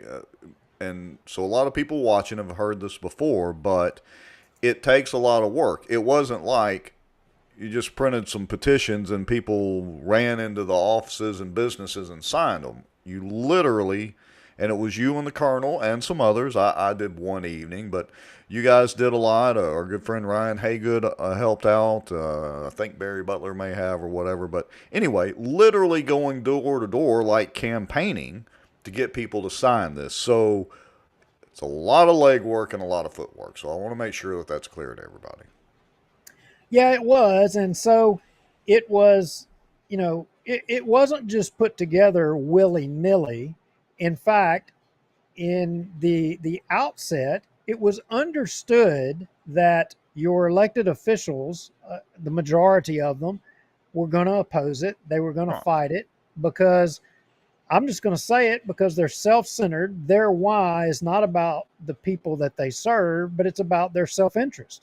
Because if it wasn't about their self-interest, they would acknowledge what it is that the people want, and they would take the action and exercise what ability they have to make the will of the people, happen. But Yeah, we didn't expect this to be any cakewalk. And look, they've been entrenched in power for 2 decades. You can't expect to change it in the span of 2 months, essentially. Hopefully you can, but there's going to be some resistance. It's like pulling leeches off of, off your leg or off your foot. Those little suckers are hard to get off of there, especially when they've been there for a while. Yeah, so the petition was submitted to the Bossier City Council, and of course, they started fighting, to stop it. And collectively, the city attorney ended up aligning with you could argue with the side of the council that opposes term limits. He's not aligned with the mayor who appointed him, because the mayor is solidly behind term limits, and they've been fighting it every inch of the way. In fact, they have come up with a bunch of different harebrained ideas about how to delay it and different tactics. And one of those was to seek an outside opinion, from a attorney that's not connected to Bossier City in any way. Jacob's words, not our words. And then when it's discovered that she is, he gets all defensive, takes a shot at Weston Marriott, who points it out at the city council meeting, him and the Queen David, basically saying the that it's a lie. duo. The dynamic duo is saying it's a lie. Yeah. So, how dare somebody from the public step up and speak and or ask questions or go against the narrative of the Gob Network or the Good Old Boys per se? How dare somebody go against them? They know what's best. And how dare you even question them? So, I don't know. I'm sure that I missed a few things along the way. You did a pretty good summary of it there. So let's dive, and y'all can go back. Most folks realize that I've posted some little short videos, that I mashed together from the previous meetings. Weston's got a couple of videos on his Sobo Live page, that kind of highlight, some of the shenanigans that have gone on in the last couple of meetings. But I got to say, there was some real discussion today and a little bit of fireworks too. Yeah. So, all right. How do we get this kicked off here? So I want to see it. I didn't tag in the video Phyllis's initial deal. So let me see if I can find it in the video real quick. Give me just a second here. Mr. Williams? Here. Mr. Free? Here. All right. Mr. I think it's here. After. All present. Council, in accordance with Louisiana. Okay, here we go. So I managed to get it just about right. So let's lead off with this. This is Phyllis. Now, we've heard her say this ad nauseum. Literally, she does a great job of doing it every meeting. But there was a little bit of change in what is expected of people who are attending the meeting today. Did you know that, Mr. Lowry?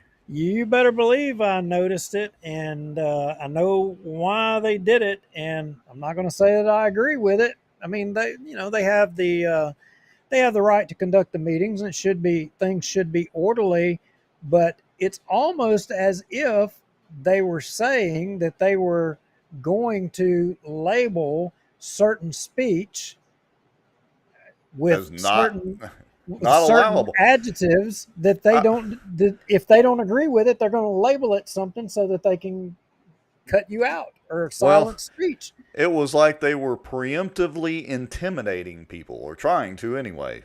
And we'll see some of that. I think I've got Wes's comments tagged too. But all right, so here we go. Let's let Phyllis speak. The meetings law and the adopted Bossier City Council meeting rules resolution. The City Council asks for order and decorum at our meetings. Please silence your cell phones.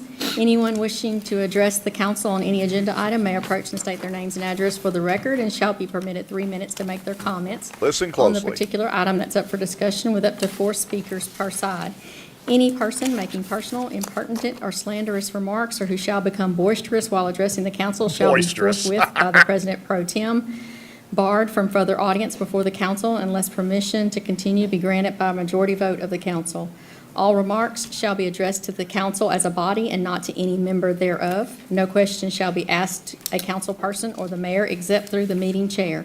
All other audience members are asked to observe the meeting quietly. City Council has appointed the city marshals as the sergeant at arms, and they have been instructed to maintain decorum and ask anyone in violation to step out of the meeting. Well, how you like that, Mr. Lowry? Sit down and don't be boisterous. Well, slanderous or boisterous, and she said, "What did she say? You can't ask a question, or because the president free contradicts what she said later on in the meeting." Yes, he does. Yes, he does. And and they had to issue a reminder and literally have Phyllis read it again later in the meeting. It's like, David, hold on. David Johnson, he's got a spot in here. He said that he was mad he could not even talk. Yeah, so look, they're talking about Weston Marriott at the previous meeting when Weston got up there and said, that the Jacobs through either, I can't remember if he said either, did he say ignorance? Maybe he did. I don't know. Maybe that was. I can't. That's close enough. But he said either through ignorance or, intentionally misleading the council, didn't tell the rest of the council body about the prior relationship of Katie Bell with Bossier City and with Councilman Montgomery. Well, that's a true statement because neither Jacobs nor Montgomery disclosed to all the other council meeting that Miss Bell had previously had a affiliation with the city. They didn't disclose that. And so to say that, you were either ignorant of the fact or you intentionally misled is a true statement. Incompetence or deception. That's a true statement, and it's a factual statement because they didn't disclose 2 council meetings ago that there was a prior relationship. They didn't do it. Neither him nor Montgomery. Neither one of them did it. And I think what really got their goat was when they were trying to goad Wes into losing his cool and getting a tit for tat with him, and Wes didn't. To his credit, he kept his cool the entire time. Well, so basically, this new,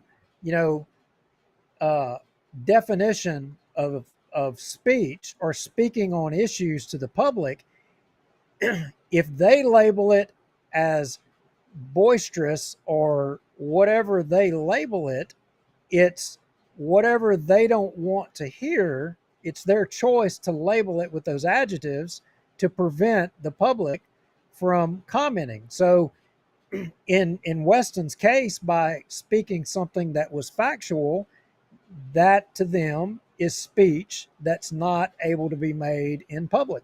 The same as up to this point, the opinion of Katie Bell has been denied to us and to the public. It's been denied, they said, quote unquote, attorney-client privilege. Now, to deny, you requested an opinion from an outside attorney on the validity of the petition to help guide the council on a vote of how to move forward on this petition, only to then deny the public access to it so that the public couldn't come to the meeting and articulate a counter or an alternative opinion to her opinion, or allow the public to even read the opinion, to read the parts that say that the petition is good or not. You have to take Charles Jacobs, the city attorney's word for it, that it says what he says it says. Well, that's true. And speaking of that, go ahead. Let's let Jacobs speak because he was pretty much first up on the board.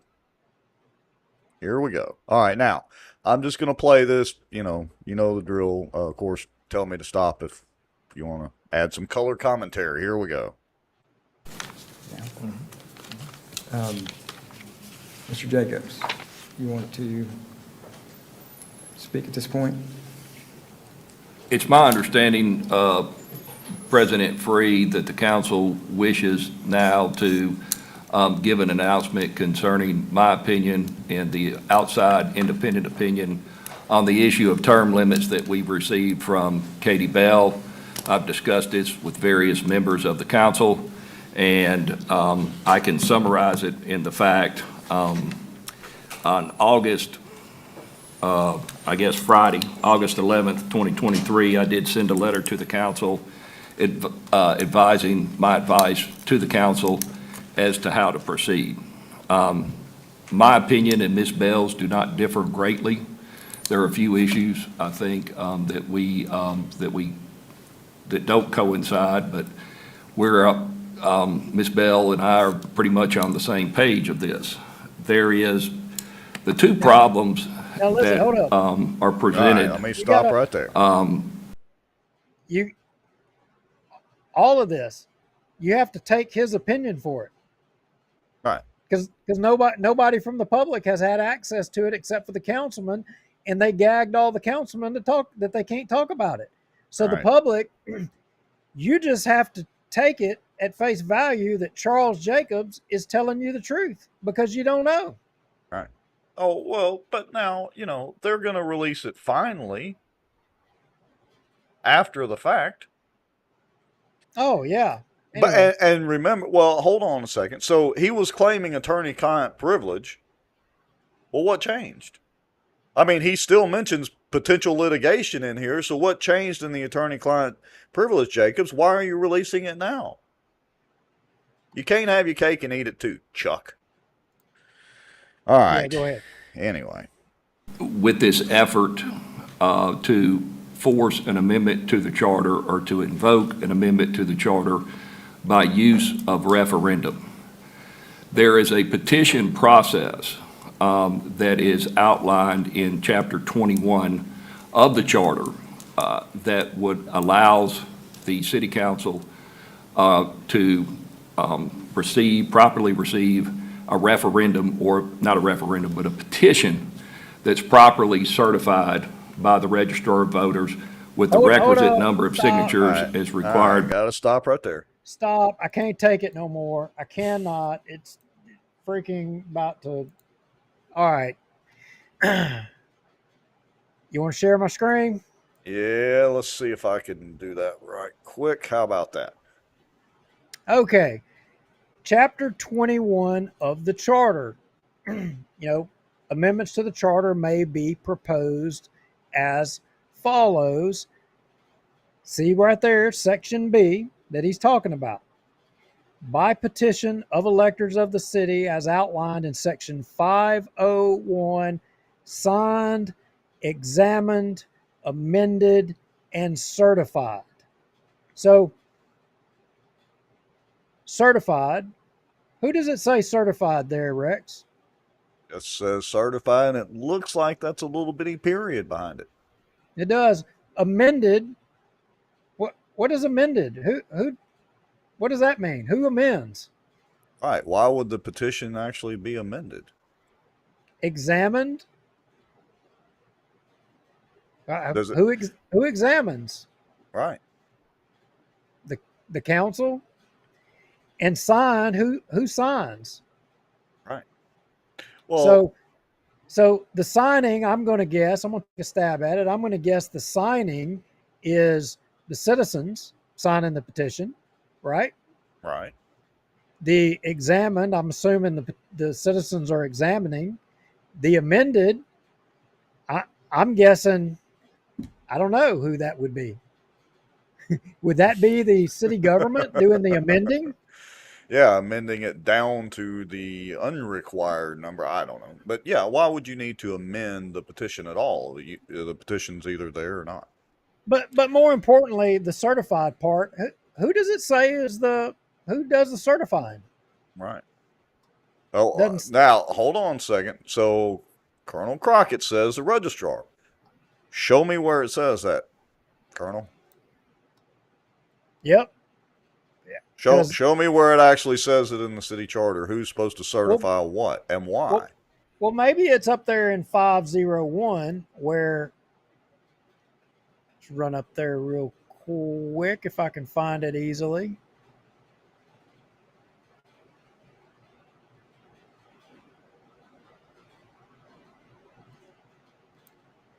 (501). Any proposed ordinance may be submitted to the city council by petition signed by electors equal in number to 33% of the votes cast for all candidates for mayor at the last preceding contested general election, which the petition did. It did exactly that. Where the petition contains a request that the ordinance be submitted to a vote of the people, it did. If not passed without veto by the city council shall either pass without veto the ordinance without alteration within 30 days after attachment of the certificate of registrar of voters to the petition. There you go. Yeah. I mean, seems pretty straightforward. Okay. I'm looking like a deer in the headlights right here because there it is right there. Yeah. I mean, and look, well, maybe we'll come back to section 5.02 here in a few minutes. How about that? So don't let me forget to come back to section 502 when I get on my soapbox here in a little bit.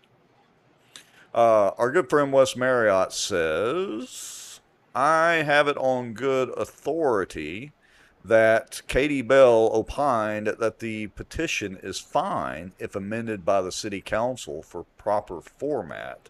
Jacobs left that out. Well, we haven't actually seen that yet, so we'll have to see how it turns out. But you won't know that until. But he said, play Jacobs' words again. He said, certified by the registrar of voters, which he's correct there, but he's also quoting statute. Yeah, let's just keep on playing it. So, by section 5.01 of the charter, the problem, the first major problem, and I think there are two major problems. The first major problem is the petition, which has been presented to the city council, which was in fact certified by the Register of Voters, is important point there, was in fact, as we all know, certified by the Bossier Parish Registrar of Voters. Okay. In my opinion, improperly certified. Ms. Bell's opinion is improperly certified. In the fact that it does not contain the year of birth of the signatories. Louisiana Revised Statute 18:3 basically says, notwithstanding any other provision of the law to the contrary, every petition submitted to a registrar of voters for certification shall contain the following information. And if you go to subparagraph 3, it says the signer's ward, precinct, and year of birth. All right, so let's stop right there for a second. So let me switch screens here. Let's see, not that one. Let me put this one up. Okay, here we go. All right, so this is the one that he's referring to right here, and you can go look this up online. Maybe a little hard to see. Let me see if I can blow it up a little bit. But what he's talking about is right here. The signer's ward, precinct, and year of birth. So he is correct that Revised Statute 18:3 does say that, and it does say shall, which means something in legal terminology. But he didn't say year of birth. He said date of birth. Yeah. Words mean something in legal terms unless you're Charles Jacobs. Then that doesn't really mean anything. But anyway. Yeah, but here's the thing. Show me in the charter where it says all of these requirements that are in state statute for a petition. Yeah, let me see if I can find that city charter. Yeah, here we go. Let's see, did I bring it up? The right one? Yeah. Petition of electors. I mean, it doesn't even say that it has to be a valid petition, because this is, let me see if I can say this the right way. This is something that the city council itself is going to put up on the ballot. All right. The actual petition, we're not petitioning the state to get something on the ballot. We're petitioning the city council, all right, to enact an ordinance or go to charter commission or put an ordinance forward that would get this on the ballot. Does that make sense? Am I a Facebook lawyer legalese? Yeah. So, but again, so I'm curious. This statute, when was it wrote? When was it amended? That's a good question. I don't think I have that in the whole deal, but pre-1979. It was before 1979? Well, it's been amended since then multiple times. Now, let me pull it back up real quick. Oh, good grief. Look at there. Now we got Mark Smith. He's finally ginning in. So I've been waiting on this one. So, Mark, please tell me what it is that the people of Bossier City wanted in this petition. Yeah. What is it that they want? Go ahead. Well, I was going to say, so to extrapolate from your comment, Mark Smith, that means that you are an attorney, which narrows our focus down much, much closer. And I think I was actually correct, Mr. Lowry. I think we're not going to say right now, but anyway. Anyway, it doesn't matter. But Mark, how could Vince Maggio, how could David Montgomery, how could Bubba Williams, how could Darby, how could Jeffrey, how can they all be confused about what the will of the people of Bossier City is or what they want? They've got signatures. The registrar of voters was able to identify all of those signatures and who they were and that they were qualified electors of Bossier, but all of you guys are ignorant to what the will of the citizens of Bossier are because they didn't put a year of birth on there. That's what you're all telling me. You're all deaf, dumb, and ignorant. You don't understand. You can't figure it out. It doesn't read clear enough to you, and there's nothing you can do. Is that where we're at? Maybe these dumbasses are playing checkers and we're playing chess, because here's the thing, folks. The petition is obviously real. The will of the people is obviously very real. But in the end, what this has done is force them now for what, 3 or 4 meetings? I don't know, to have to talk about this and give us all these beautiful sound bites. Wes has been able to get up on his soapbox right in front of him, which has given us even more sound bites and has really revealed what we've been saying all along about these guys. We didn't have to say it. They're literally saying it for us. So I just want to throw that out there. So Mark, if you're saying that, well, David Baum is, don't waste our time. Mark Smith. Yeah, I agree. We'd have. Well, anyway, so let's move on through the comments here. Let's let Jacobs keep pulling out the noose. Examining the petition, the year of birth is not present for any of the signatories who affixed their signature to this petition. Therefore, the language in 18.3 appears to be mandatory. So my first advice to the city is, we've gotten my opinion, we've gotten Ms. Bell's opinion, and I think it needs, to be presented to the Attorney General in an expedited fashion. If the City Council so chooses to get the last and final opinion of the Attorney General. If in fact the Attorney General agrees with me and Ms. Bell then this petition is dead on arrival. And there is no action that the city council can take because it was not in proper form. The second question, should the petition survive? Proper form. You got to stop. So it's the petition is dead.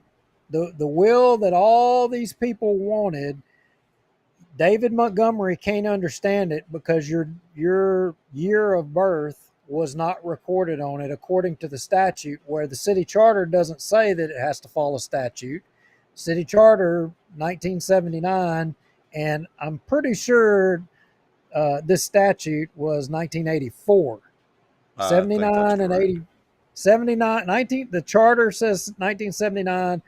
So as citizens of Bossier, if you follow the city charter, well, that Jacobs is saying it's not in compliance with statute. Well, he's the city attorney. Didn't this moron go back through the city charter and read it himself to make sure it's up to date and complies with state law or doesn't, conflict with state law? Well, the bigger question is if the guidance and direction of the city charter is not in compliance with state law, I'm just wondering if the whole charter of Bossier City is invalid because it's not in compliance with state law. Wait, you're kidding me, Duke? I'm not. Look, Mark Smith put me in my place. I am no lawyer, and he's right. I'm not. But I'm just saying, there sure is a lot of errors in this city charter. If you have to mandatorily be in compliance with statute, not what's in the city charter, but statute, I'm just saying there sure could be a lot of things within the city charter that makes the whole damn thing invalid. Imagine that. Maybe we need to start going through every page of the city charter. Are we opening up Pandora's box here? I think maybe that we are. I think maybe we didn't have to. He did it for us. Anyway, I never thought I'd say this, but thanks, Chuck. All right, here we go. Here, let me hit play. The election code requirements is the language that was presented to the signatories in the petition was not required in the required form of an ordinance. In order to amend the charter. Stop. It was not in the required form of an ordinance. Well, the Secretary of State's office has direction on what the language has to be able to submit things or put things on a ballot, and they have to be in the form of a question. Has to be wrote that way. But yet, in the city charter, it's got terminology that directs it to be wrote in a different way other than what the Secretary of State's office says it has to be. So, which is it? Are we following, or do we have to follow the charter direction or not? Because you can't have it both ways, Charles Jacobs. All right. You're exactly correct. All right, here we go. Pursuant to Section 21 through the petition process and referendum, the language presented to the voters has to be presented in the form of an ordinance. I feel that the language prepared was lacking. Ms. Bell feels that, but we don't even reach that issue until such a time as we can solve the very first issue, 18:3. You have two ways to amend the charter. You have the petition and referendum, and then you have the city council action if the city council so desires. If the city council were to prepare their own ordinance, then that would have to be subject to the charter commission process that's outlined in Chapter 1. The referendum or the petition process is not subject to the charter commission, but the problem becomes that if it survives the election code language, then 5.01 specifically says the language has to be presented to the voters without alteration. And so therefore, I don't think, and I advise the council that the language cannot be altered. But before we even get to that, the most pressing question that needs to be answered and again, I've given my opinion, Ms. Bell's given her opinion, is this election code problem. Because if the petition does not survive the election code problem, then it's a nullity. And a week from now, a year from now, 12 years from now, somebody, after serving 3 terms can challenge, the term limit provision, the proposed term limit provision, if in fact it reached the city council through an improper process. So my advice today, in speaking of this, in Ms. Bell's opinion, and it is would be to ask the city council, if they're so inclined, to pass a resolution asking for the Attorney General's opinion in an expedited form as quickly as possible. And we've been in contact with the Attorney General's office, not on the specific opinion, but on the expedited process. Present that to the Attorney General, request an expedited opinion, get an answer to that question, and then decide how the council wishes to move forward. And I'd like to point out that Wes pointed out earlier that wasn't even on the agenda, his little soliloquy right there. No, it was not. But here's the thing. What amazes me is that all of the councilmen, they don't know what it is that the public wants or what they petition for. They can't understand it because there's no date of birth. They don't get it. That's a good point. I can't wrap my head around how even Mark Smith just articulated what it is that the citizens petitioned for, what they were trying to accomplish and what they wanted and what they got, what they all signed that they wanted to happen. Over 3,000 people signed the thing knowing what they wanted and what they wanted expressed to all of these jackwagons up there.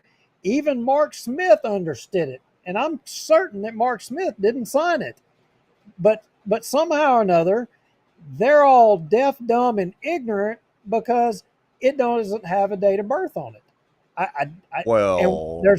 And there's nothing they can do.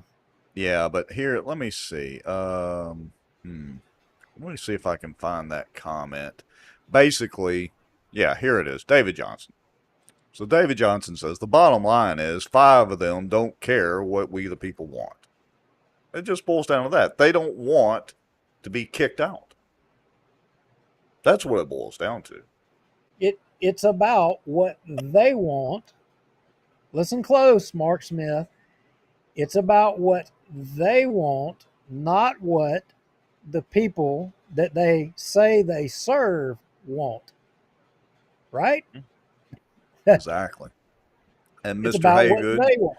you're correct. He also referred to Miss Bell's opinion in multiple meetings before this and still claimed attorney-client privilege or work privilege or whatever. So anyway, there's that. Okay. Let's see. All right, so let's keep going. Let me jump ahead here. 12:36, there's a motion to approve. Hold on.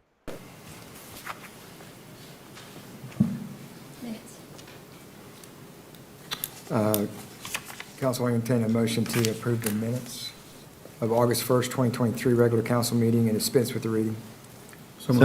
Second. Yeah, I don't think we need to hear that. So I'm going to jump to 1306. Request Here we go. for an addition, be new business number 16, adopt a resolution authorizing the Bossier City Council to request an opinion from the Louisiana Attorney General regarding the validity of the petition delivered on July 10th, 2023 by the Bossier Term Limits Coalition, first and final reading. And this item is requested to be added on following receipt of attorney recommendations and time sensitivity. So moved. All right, so here they're just making a motion to get it added to the agenda, to be clear, for the Attorney General's. Yeah. So Mark Smith says, no, it's actually just a pissing match between them and your group. The electorate is just caught in the middle. The electorate is literally the ones that signed the damn petition. Yeah. So we went out and campaigned for got over 3,000 people to get in the middle of a pissing contest. You're right. It is a group. It's a very large group, by the way, and could be even larger if we just wanted to go walk more neighborhoods. Anyway, and it continues to grow with every meeting and every, you know, bit of opposition that's thrown up here, delay tactic, and expressed ignorance that they show every time. Share my screen, Rex, because I want to show something. let's see. Share Duke's screen. All right, your screen should be up. Wrong screen. Let me go out. Okay. Well, let Change me it know. or Let me know when you get ready. Hold on just a second. There we go. Okay. Our good friend Jeff Sadow has an interesting comment. He says the ace in the hole for the petitioners is the charter says if it receives a certified petition and doesn't do what the petition wants, it must call an election within 90 days. If it doesn't, it is a violation. It is in violation of the charter and subject to litigation. The council has such a petition before it. Petitioners should use this leverage. So now my screen's ready.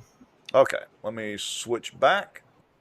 And look, we appreciate there's still 75, well, if we include all the platforms, probably 80, 90, nearly 90 people watching. We're at 2 hours and 15 minutes and going to continue for a while. So we appreciate everybody watching. And we appreciate you, Mr. Lowry, with no air conditioning.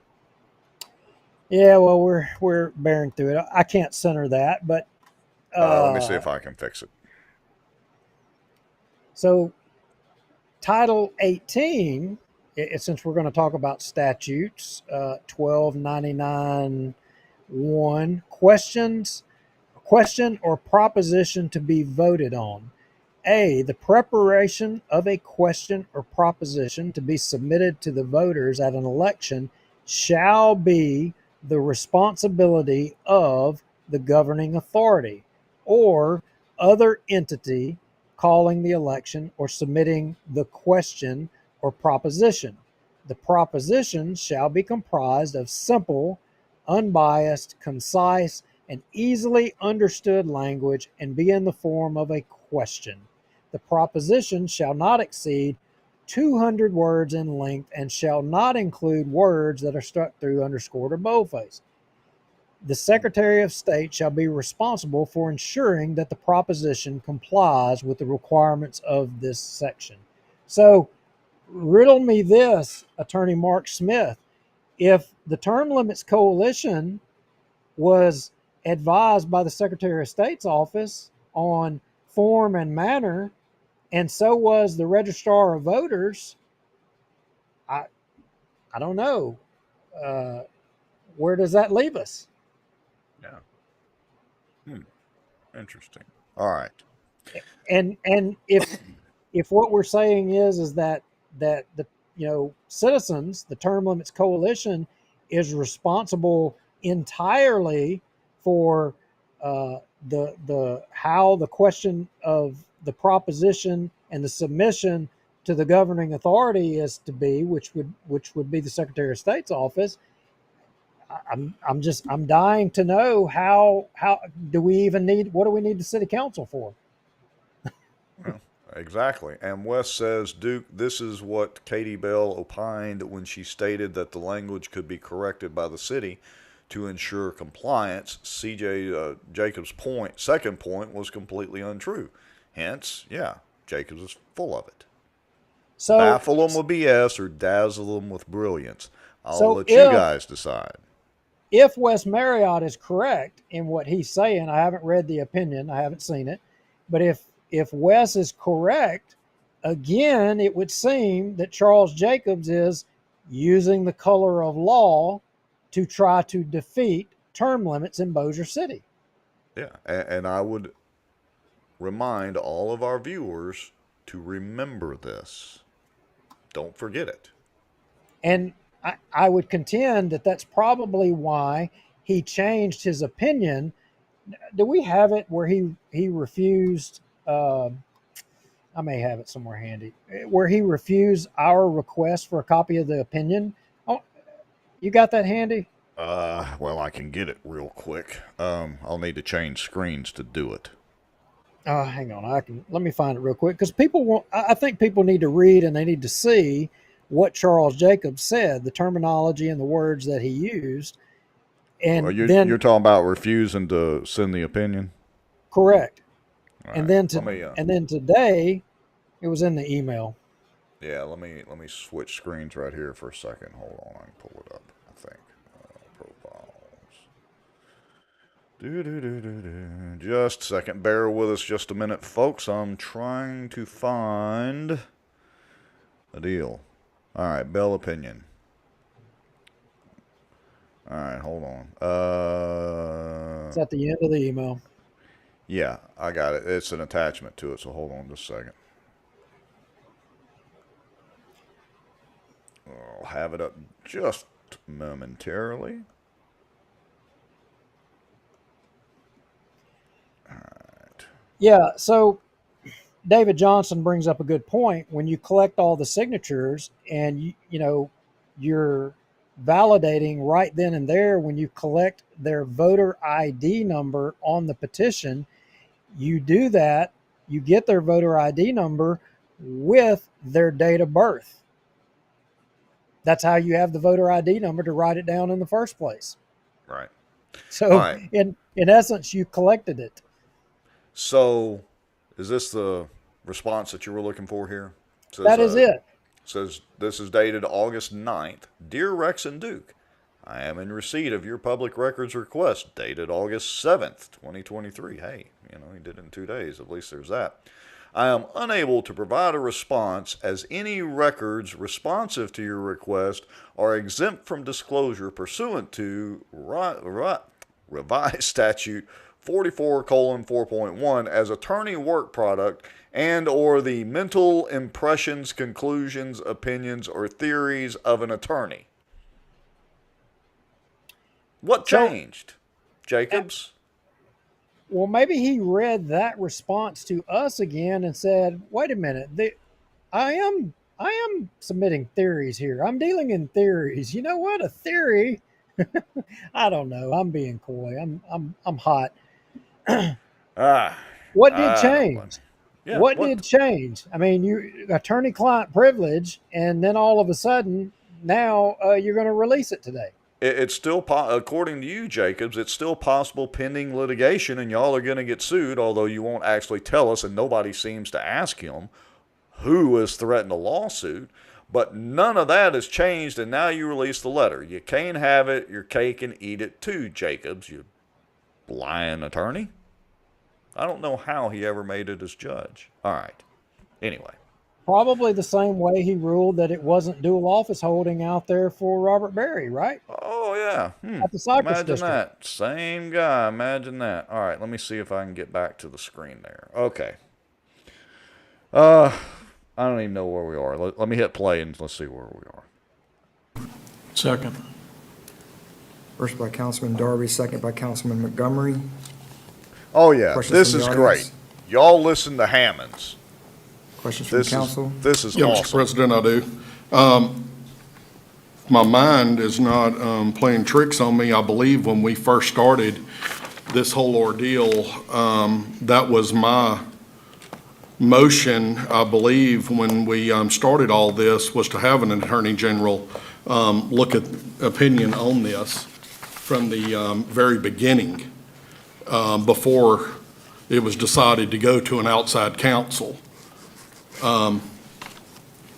Where do we stand on that from, I think it was 2 weeks ago, 3 weeks ago?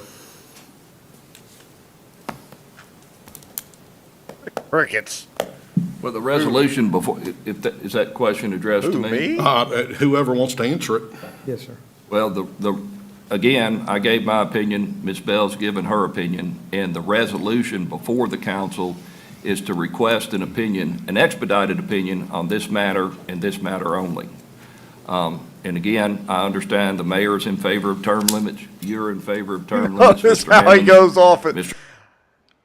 Word salad, baffle him with bullshit, or dazzle him with brilliance. Again, he ain't answering the question.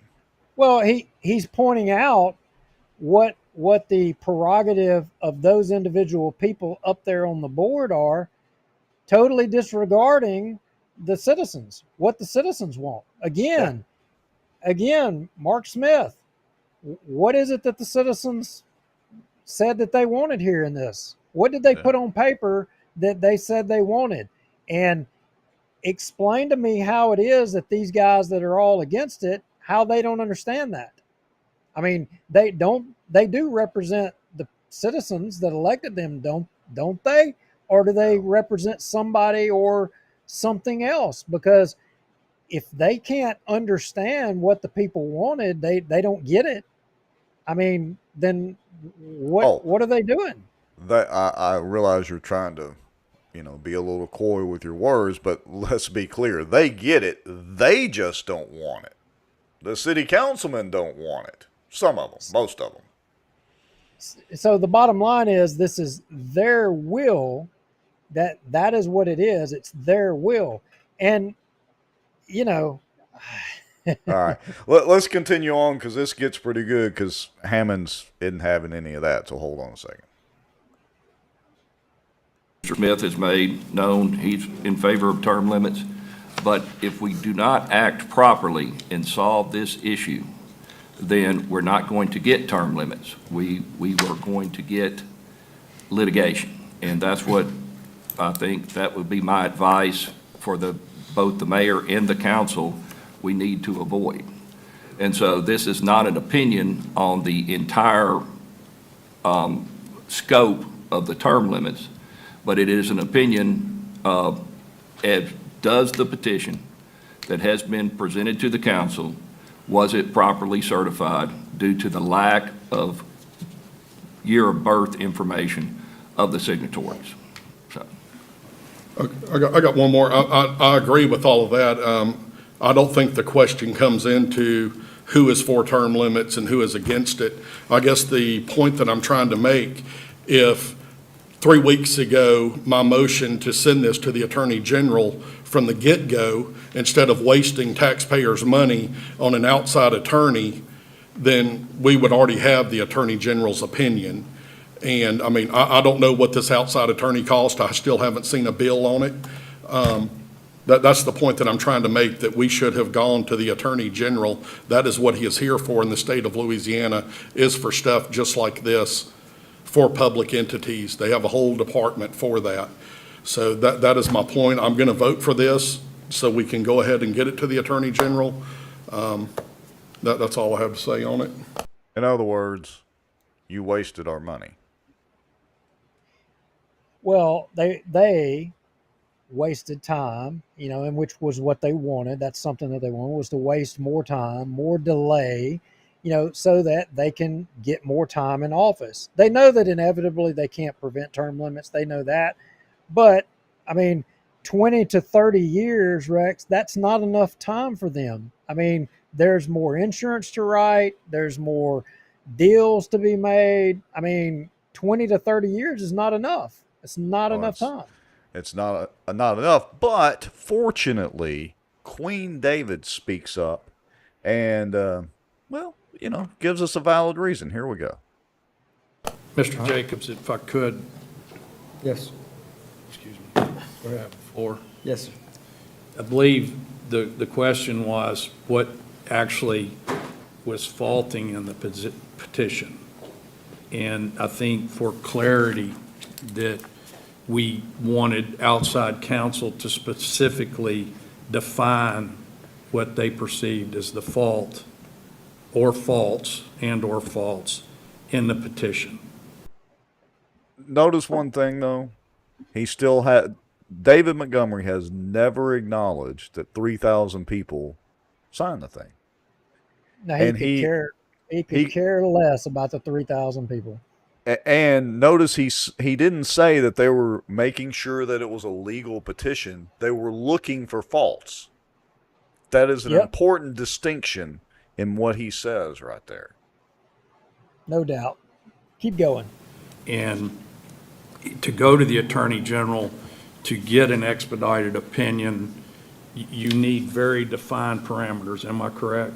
So that they can say yay or nay to the questions that you have as to fault in the petition.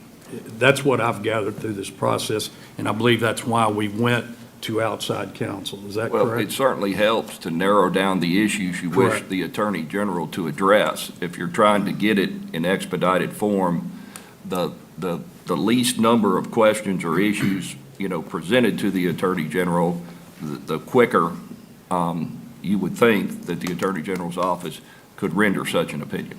Well, in the past, when we have gone to the Attorney General, what normally happens is they come back, and it could be weeks later, well, exactly where do you find fault? You can't ask them to examine the whole petition, asking them where the fault lies. That's, as far as our past, they want you to define as to what you think is right or wrong. The guidelines from the Attorney General's office, they want the issues. You notice the Queen is very, he seems to be very knowledgeable on exactly the way you present something to the AG's office for an opinion to get a wording.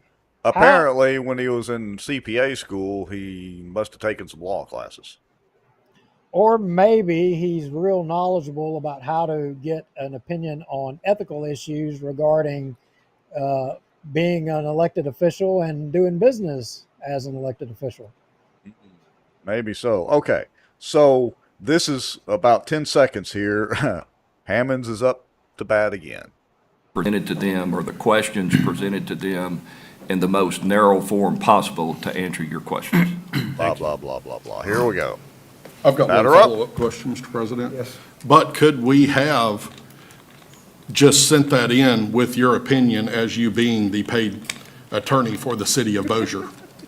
We certainly could have, but again, with the number of issues that were presented, the potential problems, I guess I should say, or the vices or faults, then we would probably, Yeah, how would we know? Only person or people that can see it is them. The public can't see it. Exactly. all likelihood, still be waiting on the Attorney General to render such an opinion.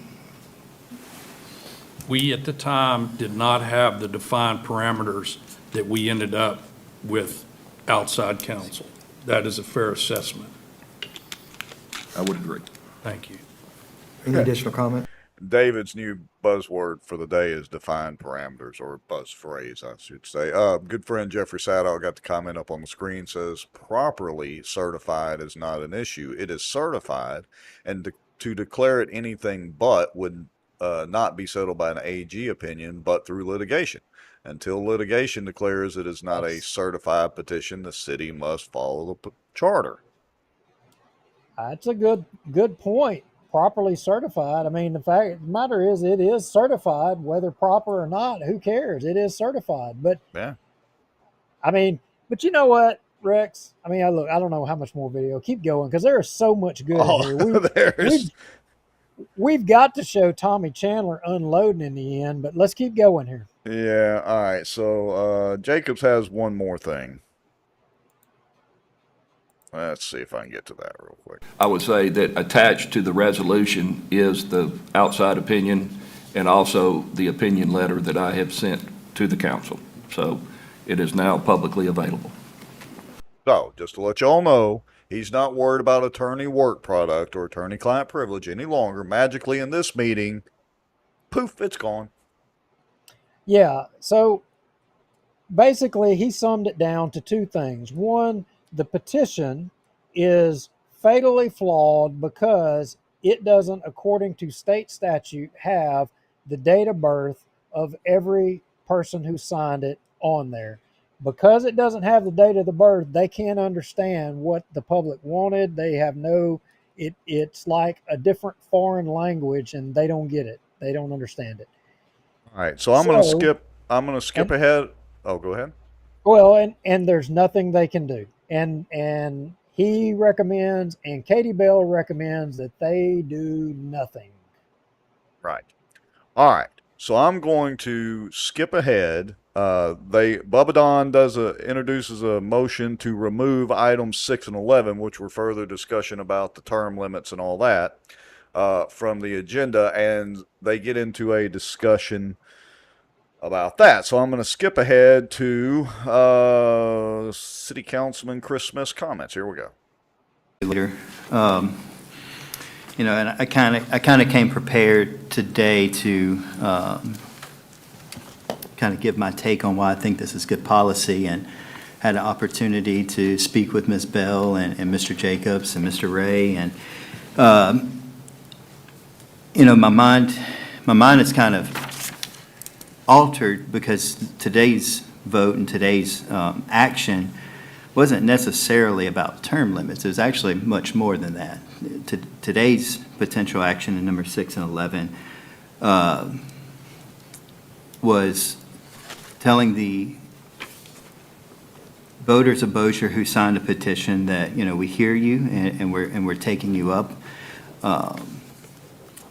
And I think, in my humble opinion, we can get outside opinions from different attorneys. We can get Attorney General's opinions. We can get opinions, and we can just continue to kick the can, or we can just take action. And so I would like to see the council just take action. There's two ways that a charter can be amended. And I think that, Abraham Lincoln once said that this was a nation of the people, by the people, and for the people. And I don't know that our founding fathers, when they went on this experiment of America, that they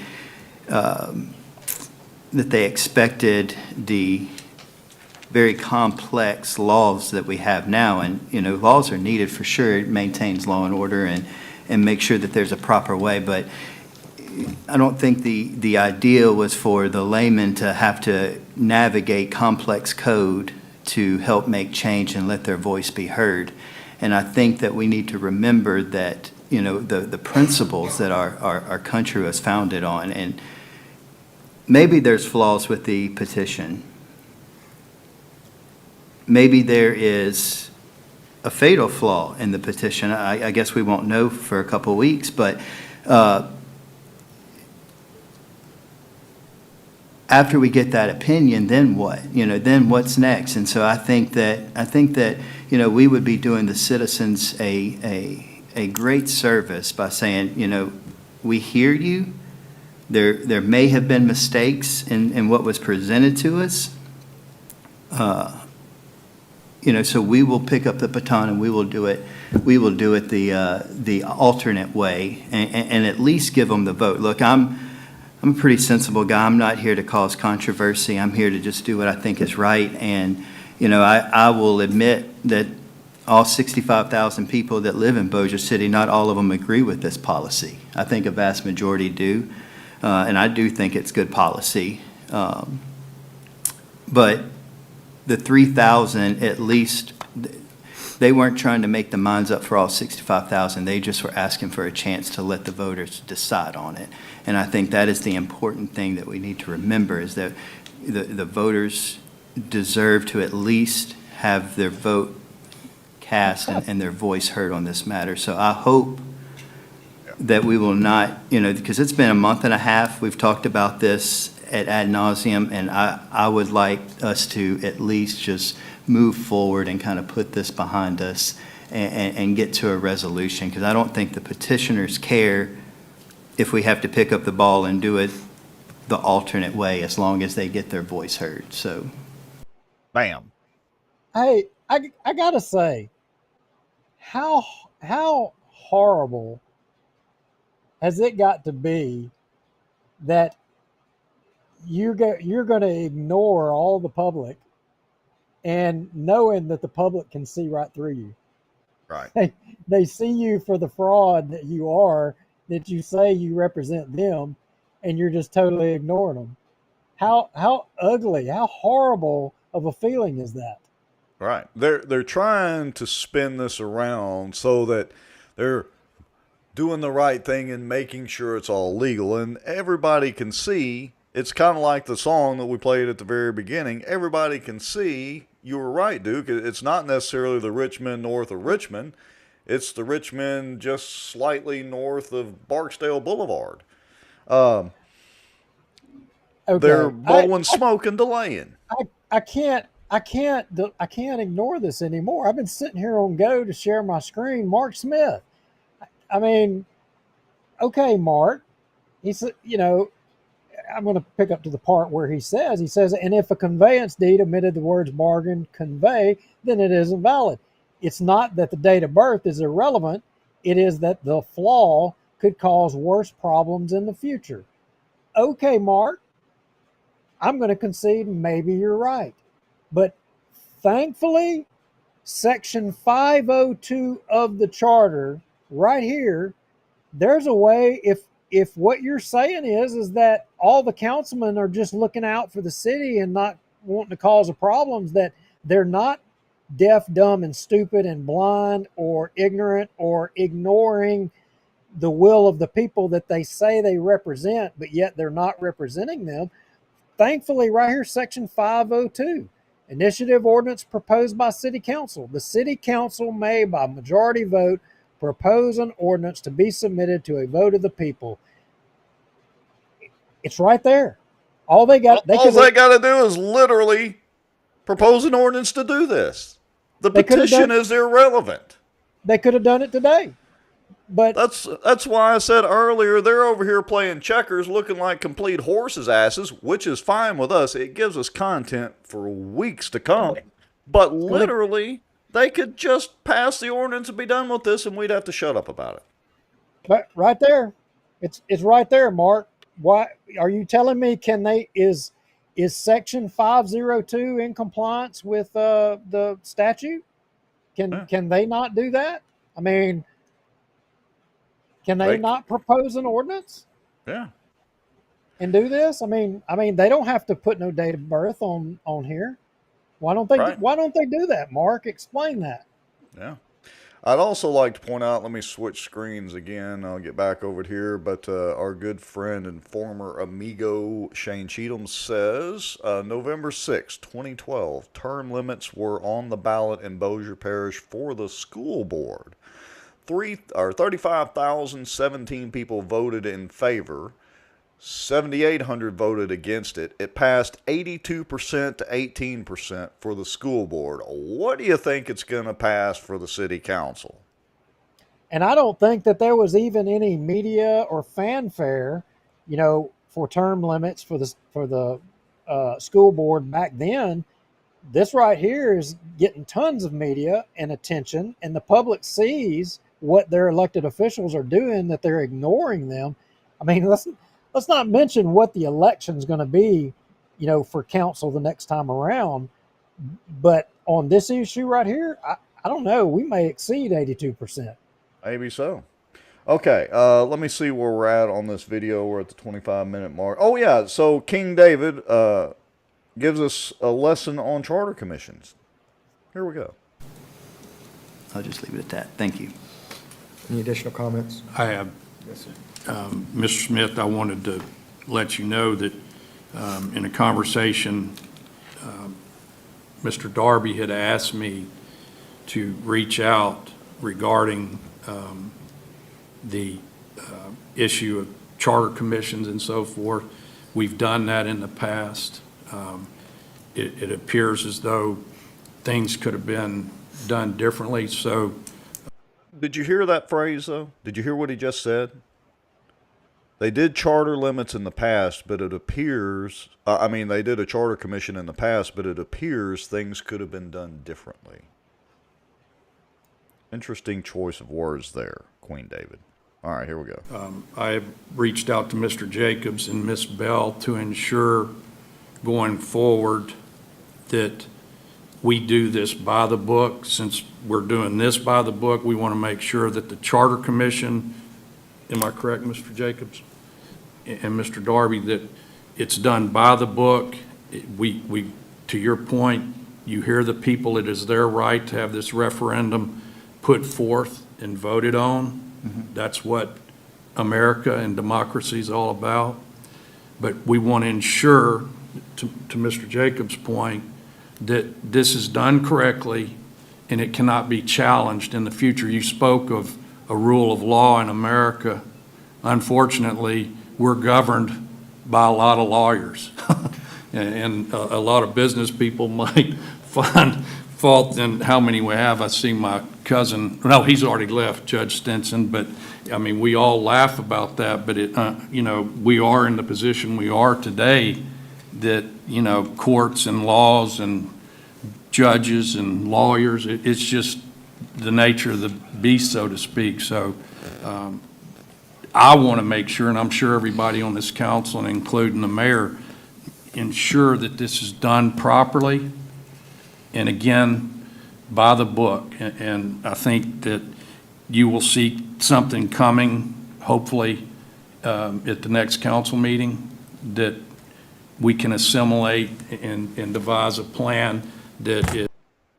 All right, I'm gonna cut him off. So, But gee, he is I'm worried intrigued. look, they are so worried about making sure that it's by the book.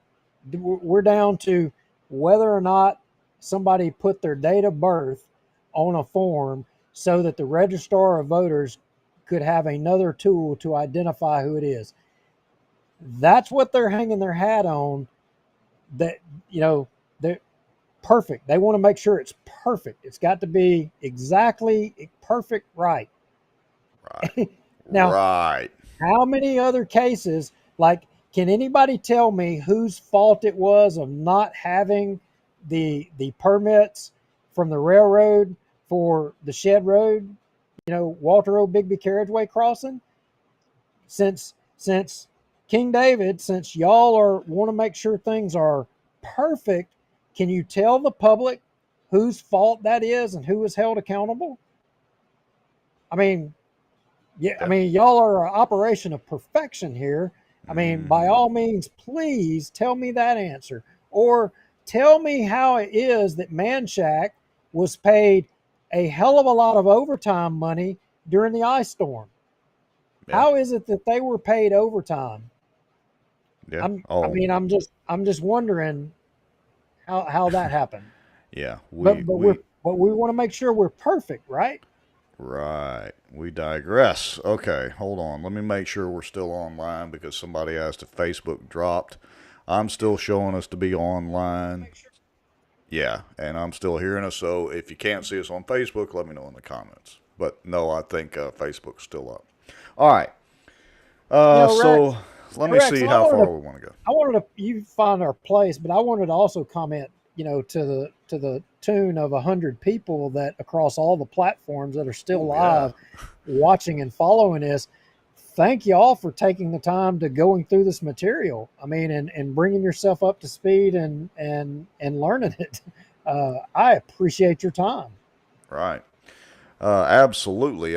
We've gained followers and we're going longer and longer. That's crazy. Okay, so let's get to our good friend David Johnson. This was kind of an interesting exchange. Rehabilitation. Did you ask if there were comments from the audience? I got up as soon as you said that. Several times, yeah. Actually, they did. I got up as soon as you said it the last time, just a minute ago. I got up as soon as you said it. On the approval of the agenda as amended? Yes, on the time limits, yes. Okay. Name and address, please. David Johnson, 4600 Blocks, General Ewell. Let it speak. I just want to address the council. I know 2,977 people in what I feel is goodwill signed a petition. Some people worked very hard on that. This is specific to the amended agenda. Yes. And I want to talk to you about the fact that we're overlooking 2,977 people. I'd like a copy of the charter as written so I can seek counsel and we can make sure that it never happens again and we come back, and we're going to come back. We will have everything dotted and crossed. Chris, if you could get that for me, I'd much appreciate it. Speak to me, sir. We'll get that for you. Very good. Right. I just want the people that did campaign on this and the folks that signed this petition to know that they are their signature was appreciated and they were counted, and we will keep moving forward. Good. Yes, Thank you. Thank you. All right, so And Phyllis did remind him, and so I'll let everybody know that the city charter is online, the whole thing. That's where we get the screenshots from and all that. Okay. So there's really, I want to get to Weston's comment at the end. I'm going to skip over. It depends on what you want to do, Duke. But I'm going to skip over the part where they had a little fireworks between Tommy and the rest. I figure we can cover that next week. Yeah, we'll save that for next week. Let's show Weston's comments and remember in the beginning.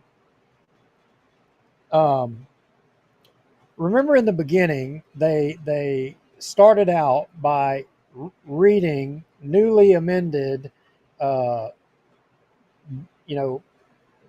ways to talk and what you could and couldn't say or whatever, or they're redefining comments that they didn't like as being boisterous, tweaking those boisterous. That was the word. Slanderous and boisterous. Yeah. All right. Here we go. The 29th. Next meeting, yeah. Okay. Questions from the audience? Name and address, please. West Marriott, 4308 Parkway Drive. I find it very interesting that throughout the course of today's events and this specific agenda item, that we're willing to listen to the people that you get these recommendations from when it's convenient for you. When the mayor comes before you and says, I'd like to have the ability and the authority to manage my departments. Specific to the agenda. This is specific, Mr. President. If you allow me to finish my statements, Mr. President. To this item, specific to this item? Yes. Okay. Thank you. Is there questions about this item? I have public comment that I would like to address the council pursuant to Resolution 76 of 2021 that allows me to address the council on this specific agenda item. However, I can't fit it all into one sentence, so I would like to make a point that may extend into a paragraph. Mr. President, call to order. Ms. Clerk, would you read our Here we go. procedure? Intimidation. You gotta be perfect. Now, It's got to be yeah. what they want, how they want it, when they want it. It can't be your words. It can't be. Otherwise, it is by definition slanderous or boisterous. Yeah. And full disclosure, everybody, remembering that I did skip ahead part of the meeting that we're going to cover next week, but I wanted to get to Wes's little tit for tat here with him because it was pretty good. All right, here we go. Any person making personal, impertinent, or slanderous remarks or who shall become boisterous while addressing the council shall be forthwith by the President Pro Tem barred from further audience before the council unless permission to continue be granted by a majority vote of the council. I'm going to start May I calling reclaim Wes my time boisterous. to make my pertinent comments and bring the point together, Mr. President? 2 minutes, 21 seconds. Thank you, Finish Mr. it, please. President. I appreciate that. The First Amendment does afford us the right to seek redress from our government when we feel they're not following the will of the people. Now, you've asked for the Chief of Police to give his opinion on why he needs the Justice Grant, which we all agreed on, and you voted the right way on that. You've asked the Fire Department, the Chief Zagoni, why he needs to add this additional person. However, we ignore Mr. Mayor when he says he needs to add people to certain departments or remove people. And now we're stonewalling another attempt to just keep the proper personnel levels, whether it's a mechanic, whether it's a firefighter, allow the people that you've appointed and that the people of Bossier City have elected to do their job. So I would say, do not continue this. Vote to put the people in place so we can have the services that the city requires. Thank you. Thank you. Any additional comments? And they're done. questions All from right. the council. So they did eventually vote to go ahead and get the Attorney General's opinion. Remember, when they voted previously in the meeting, it was to add it to the agenda. I'm almost speechless at what they're doing because Wes was not out of line at all. No, he wasn't. But they do this all the time. That is a tactic that the city of Bossier uses to say that what your comments are not germane to the subject that they're talking about. So you can't express a complete thought. You can't express a complete opinion. If you were, say, wanting to use a comparison contrast, you couldn't do it because they will, every time they'll say, oh, you're not talking about what we're talking about right now, because they can't understand the language of you, the citizen. It's foreign to them. It's Greek. Yeah. Well, all right. I don't know about you, but we're at almost 3 hours. This is amazing. We've got over 90, maybe bumping 100 people across all the platforms still watching at 2 hours and 54 minutes and 38 seconds. We really appreciate everybody watching and y'all sharing and liking and commenting and all those things that you do. It's literally the only reason we do it. Yeah, that's it. Because if people didn't care and people weren't, trying to tune in and taking ownership and trying to make a difference in all of this, I can tell you, I got a lot better things I could be doing. So it means a lot to see you guys here and sitting here this long. Yeah, Appreciate it. Hat tip to you. All right, so next week we may have some more guests on. We're going to try to start hitting some of the police juror candidates and other people also running if we can get them to come on the show. We'll cover the fireworks between Tommy and the rest of the council as well. And I want to encourage everybody, when you sign off of here or tomorrow, whenever you have time, if you use iTunes or whatever platforms, go watch Oliver Anthony's again, watch his video again and listen to that song, Rich Men North of Richmond, because it applies here, it applies anywhere, and it applies to everybody. Play it again and just take us off the screen, and let's end the show with that. That sounds like a plan to me. Folks, we appreciate y'all watching. Y'all know the deal. Email us if you need something or whatever. And here we go. Mark Smith. I think I might could have a beer with him. That's funny. Maybe. You just got to be careful if you're driving the back roads. I'll just leave it at that. All right, here we go. Folks, we appreciate y'all watching. We're going to sign off here, go get dinner, let Duke get back in hopefully get his air conditioning fixed, and we'll get out of here with Oliver Anthony. See y'all next week. I've been selling my soul, working all day, overtime hours for bullshit pay, so I can sit out here and waste my life away. Drag back home and drown my troubles away. It's a damn shame what the world's gotten to for people like me, people like you. Wish I could just wake up and it not be true, but it is. Oh, it is living in the new world with an whole soul. These rich men north of Richmond, Lord knows they all just wanna have total control. Wanna know what you think, wanna know what you do, and they don't think you know, but I know that you do. 'Cause your dollar ain't shit, and it's taxed to no end. 'Cause the rich men north of Richmond.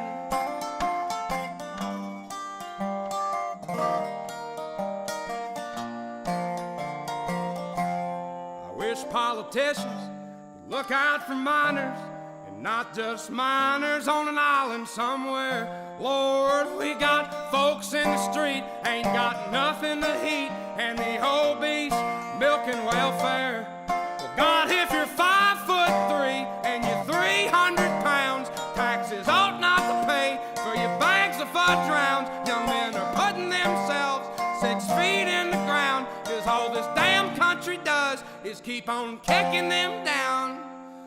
Lord, it's a damn shame what the world's gotten to for people like me, people like you. Wish I could just wake up and it not be true, but it is. Oh, it is living in the new world with an whole soul. These rich men north of Richmond, Lord knows they all just wanna have total control. what you think, wanna know what you do, and they don't think you know, but I know that you do, 'cause your dollar ain't shit, and it's taxed to no end, 'cause the rich men, north the rich men.